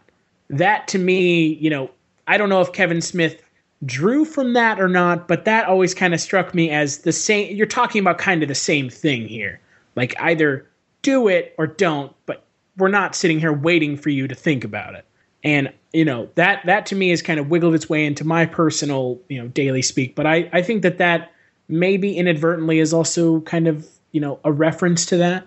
I know Crow on Mystery Science Theater professed a few times that he wanted those Glengarry leads, which was always good for me. For me, it was kind of like, Mystery Science Theater was always such a litmus test as far as things being successfully translated from the world of pop culture or beyond pop culture into, the zeitgeist, and having Crow making references to the Glengarry leads was a pretty good win. Yeah, I can't really think of too many other references off the top of my head, but I'm sure if anyone has any, feel free to tweet them at us or make comments at projection-booth.com on the episode, because I'd love to hear if there are any other ones out there floating in the ether besides the ones we discussed. But really the film, like we said, it does deal with salesmen. And there are, several sort of marquee films or marquee ideas within the culture. And, Death of a Salesman, obviously, as I referenced at the top, Willy Loman and all of that stuff. And you have the performance with Dustin Hoffman several years ago that was well received and things like that. And then someone else on the show earlier, I think it was you, Mike, brought up Wolf of Wall Street. I mean, even Wall Street to a certain extent, I guess, the Oliver Stone film. So where else do you also see salesmen in pop culture that you think maybe owes a nod back or sort of shares some sort of similarities to what we see in the film.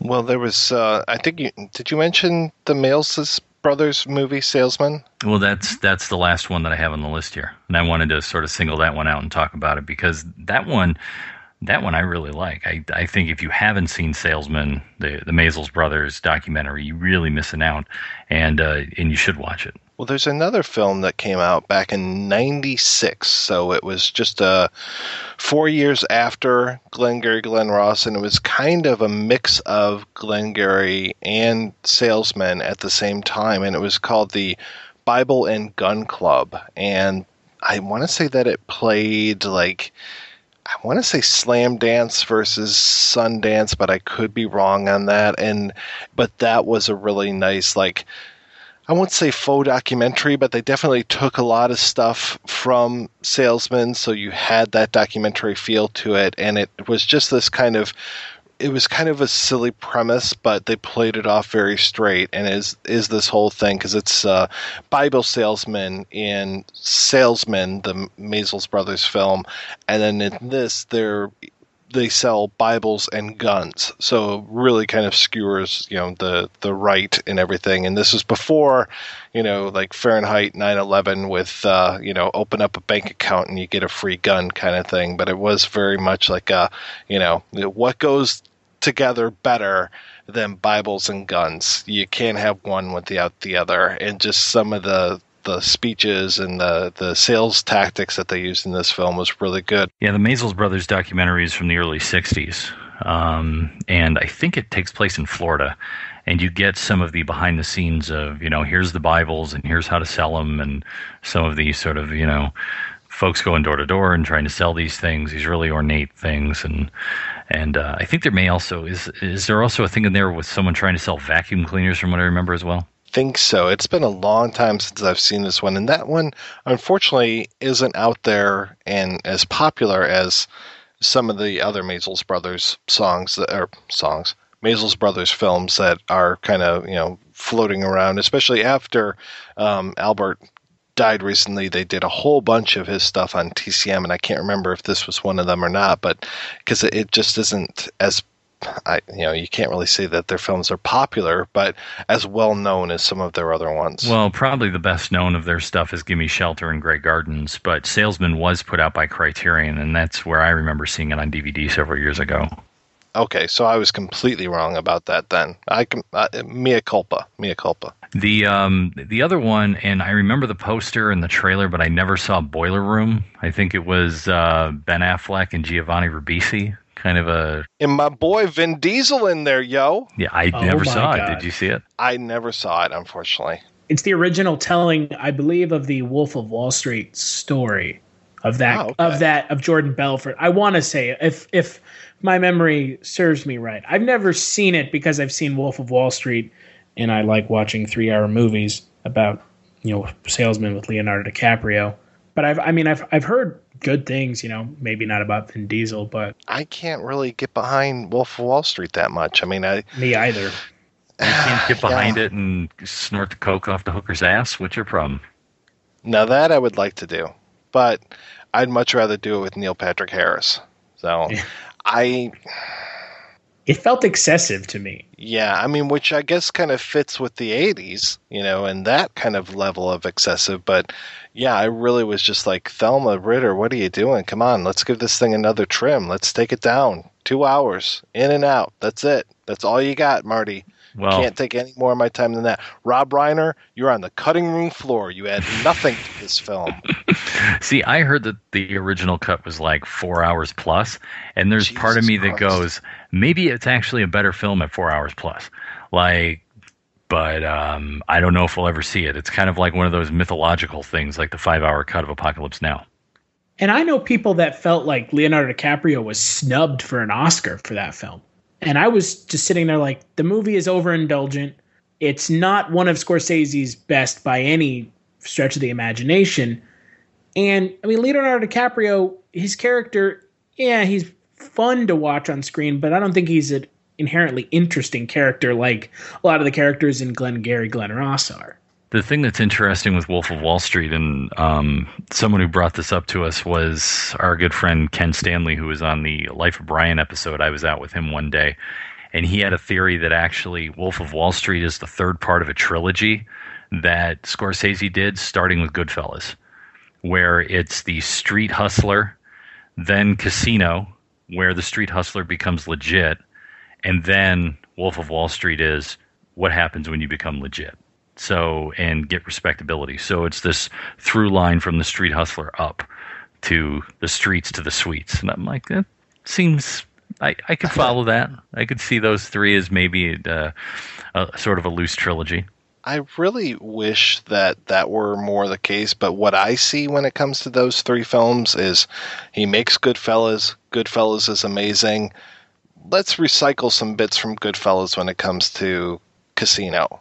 And then, we might as well return to the well when it comes to Wolf of Wall Street. It just felt like each time you were making a Xerox of a Xerox, and it just never, those other two movies are nowhere near what Goodfellas is to me. I mean, that to me is, you put that one on the mountain, and Casino, I haven't seen it since I saw it at the theater. No desire.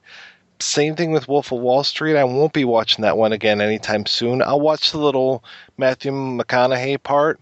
That's about it. But yeah, there's nothing for me in those other two movies. Casino has, if it's not the last, it's one of the last Saul Bass credit sequences. So if anything, you need to watch it for that. To me, Goodfellas, even though it is like an extremely long film, and it's almost, I want to say it's almost 3 hours long, it doesn't feel like a 3 hour long movie. It's got a pace that can be sustained throughout the film, and it keeps moving, and it keeps you interested and engaged throughout the film. Casino has a lot of fat that needs to be trimmed off of it. There are a lot of scenes that, from what I remember, don't serve a whole lot of purpose. And then, like you said, Mike, Wolf of Wall Street is just kind of laden with stuff that is really just, it sits there, I guess, to maybe placate people's contracts, or maybe Scorsese thought it was a good idea. But, Casino and Wolf of Wall Street are not nearly as engaging or kind of sustained pace as Goodfellas. And I think that that's, for me, performances aside, I think that that's why those films don't work for me as much either. When you got to the third voiceover in Casino, I was just like, oh my God, is everybody going to have a fucking voiceover in this movie? I checked out right at that moment. You didn't like the voiceover from the valet who parked the car? I couldn't stand that car.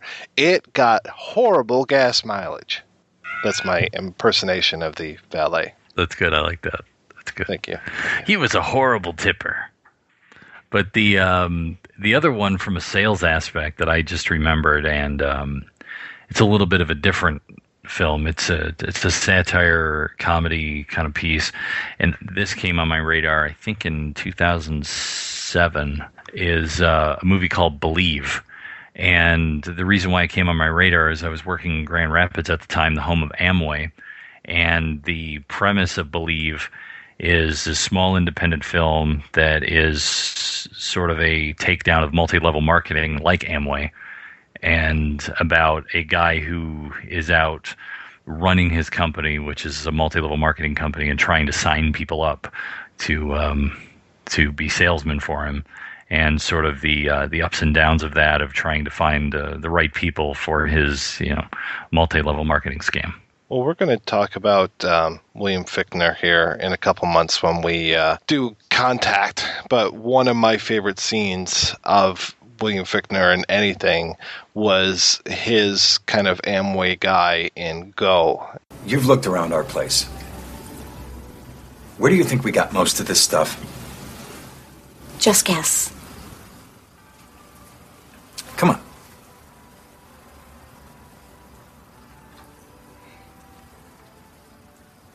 Sears? JCPenney? It's actually from Confederated Products. Almost everything in this house is from Confederated Products. From the toilet paper, to the candles, to the ham. The wine. The wine. Even that cologne you liked.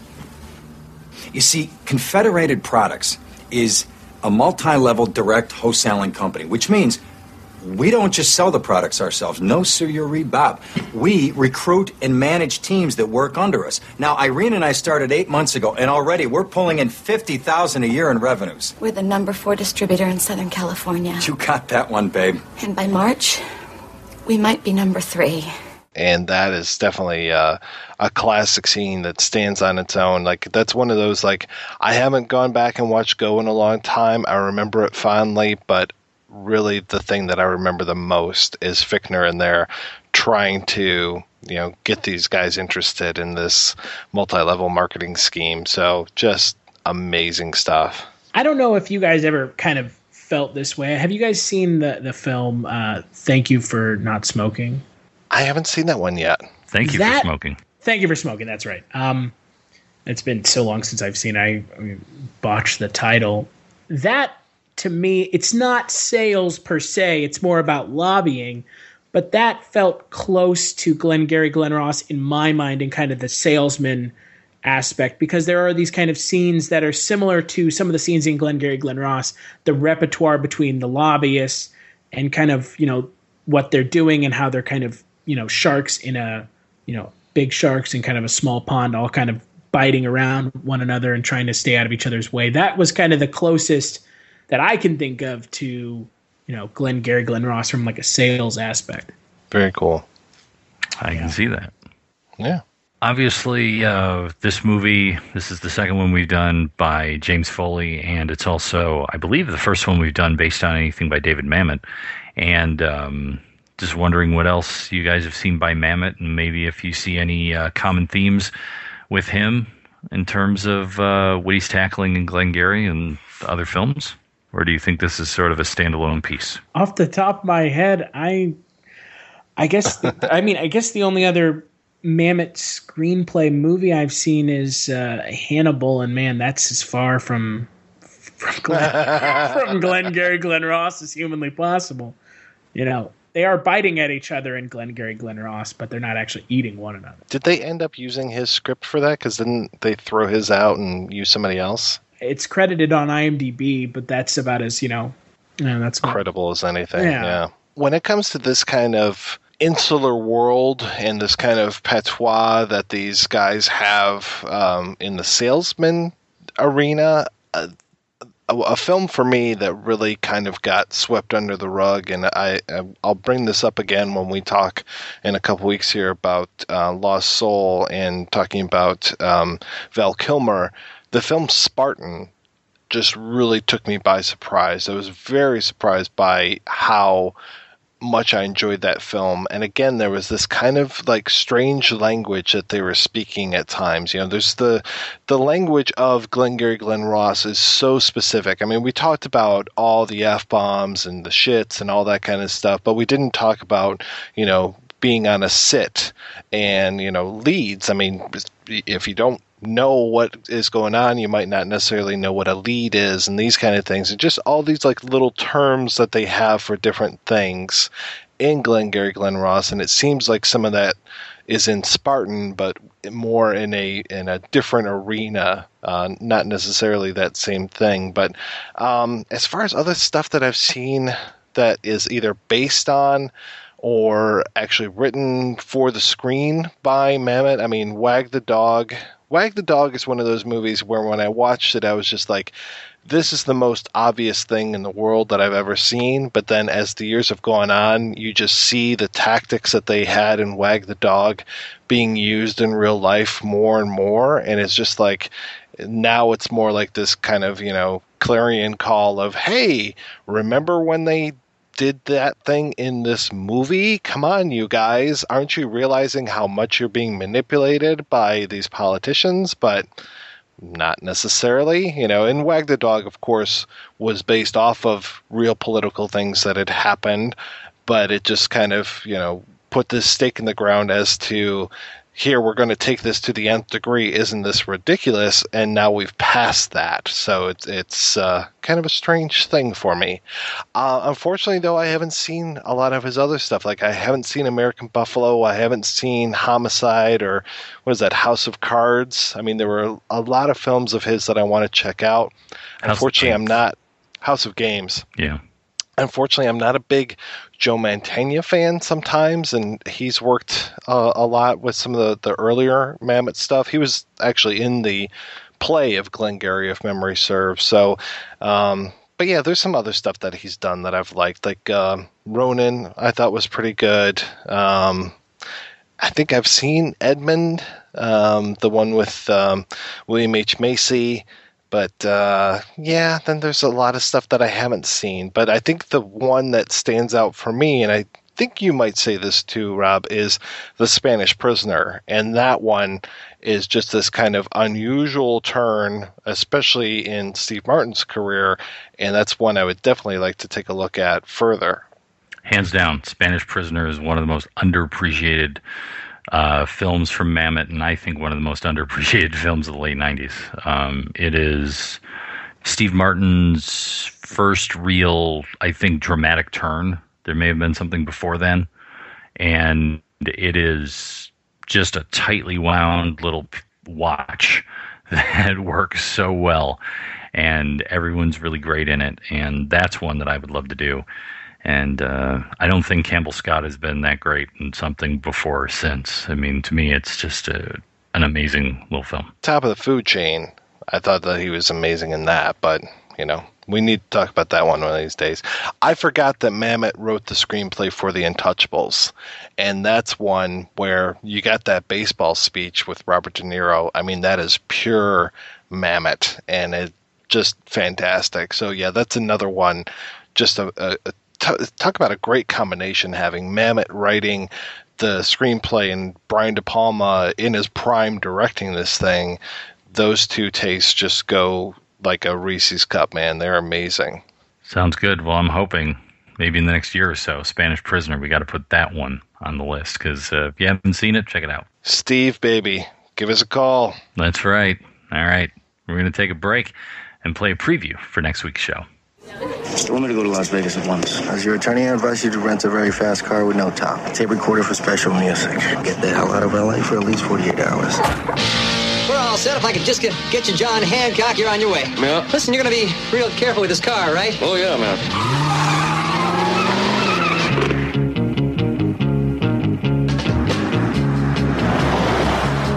Let's give the boy a lift. We can't stop here. This is back country. Damn, I never rode in a convertible before. Get out.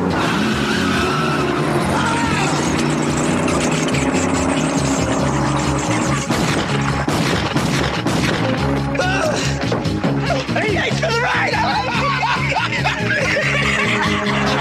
You can't park your car here. Why not? Is this not a reasonable place to park? Reasonable? You're on a sidewalk.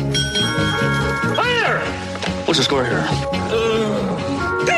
Lucy paints portraits of Barbara Streisand. God bless. Hell, look what you're doing to your car. Someone should stop them! Police, are you people crazy? What are we doing out here on this godforsaken road? The Emperor's over there, man. I've never missed a plane yet.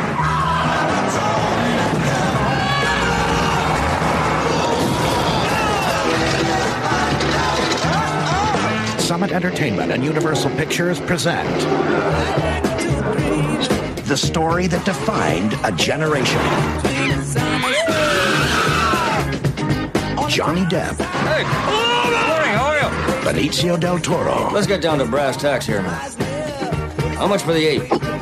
Fear and Loathing in Las Vegas. A Terry Gilliam film. All right, now I've got to go. Let's have lunch. Radio, man, radio. You don't know.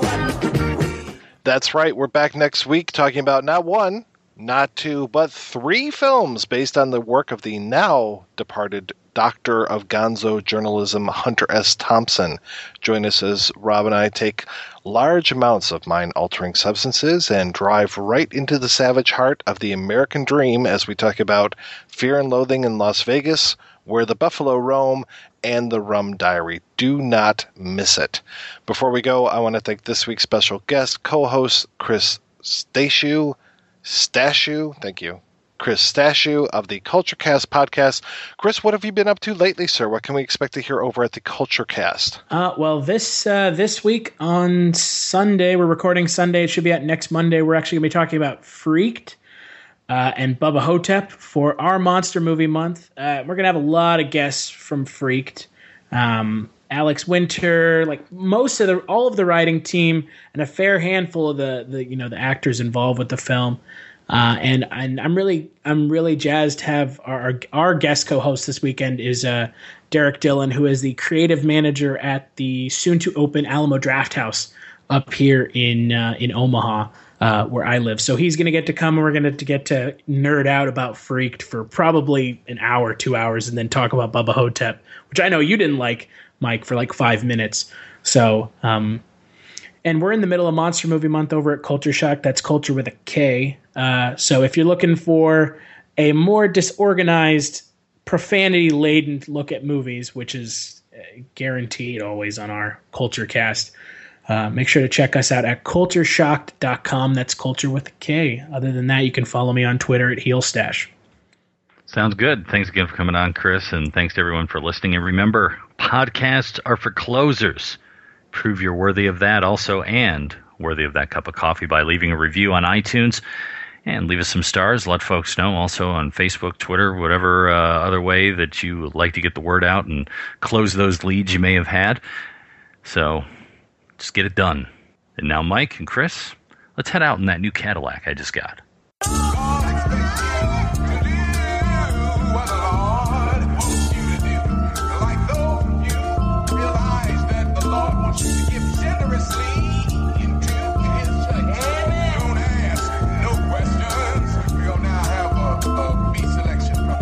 Pay your tithes and welcome with open arms. So wash away your sins and lay on holy palms. Employee of the month don't guarantee a pension. He don't believe me, live the life of a salesman. Why's he gotta die? He's trying to live comfy. 2020 pessimist, opposite of Billy Mumfree. My only downfall, I was way too hungry. Why not be greedy in lieu of starving? If only Willie Loman survived the economy, he could have left a fat nest egg for his family.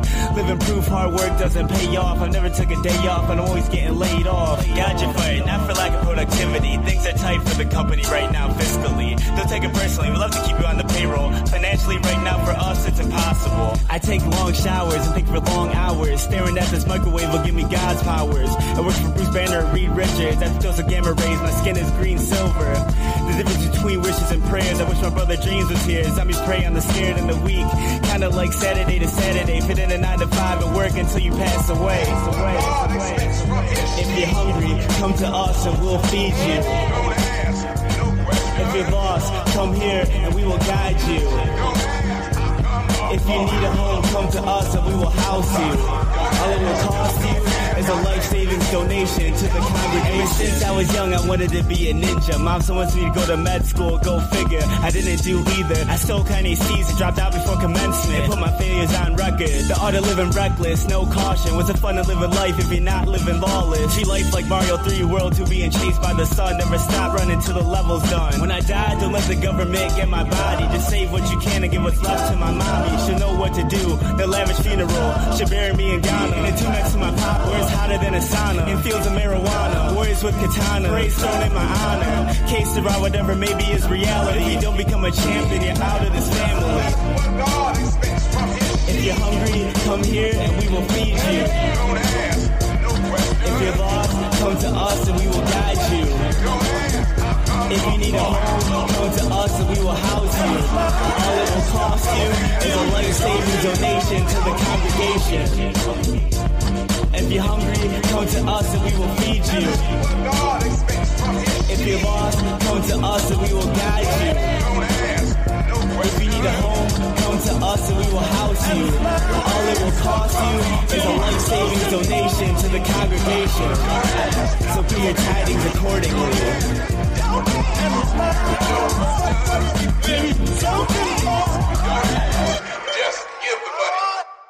Will you get out of here? Will you? I'm trying to run an office here. Now, will you go to lunch? Go to lunch. Will you go to lunch? If you enjoy this show and want more people to know about it, head on over to iTunes, leave a comment, and rate it 5 stars. Make sure you like and share us on Facebook, and don't forget to follow us on Twitter. Just search for Christopher Media. Thank you in advance for supporting Christopher Media by clicking on the PayPal button and by clicking through to all the sponsors who support ChristopherMedia.net. Most importantly, we would like to take the time to extend an extra special thanks to you. Christopher Media could not exist without your support. Thank you for visiting ChristopherMedia.net, and thank you for listening. Christopher Media. Let's make some noise.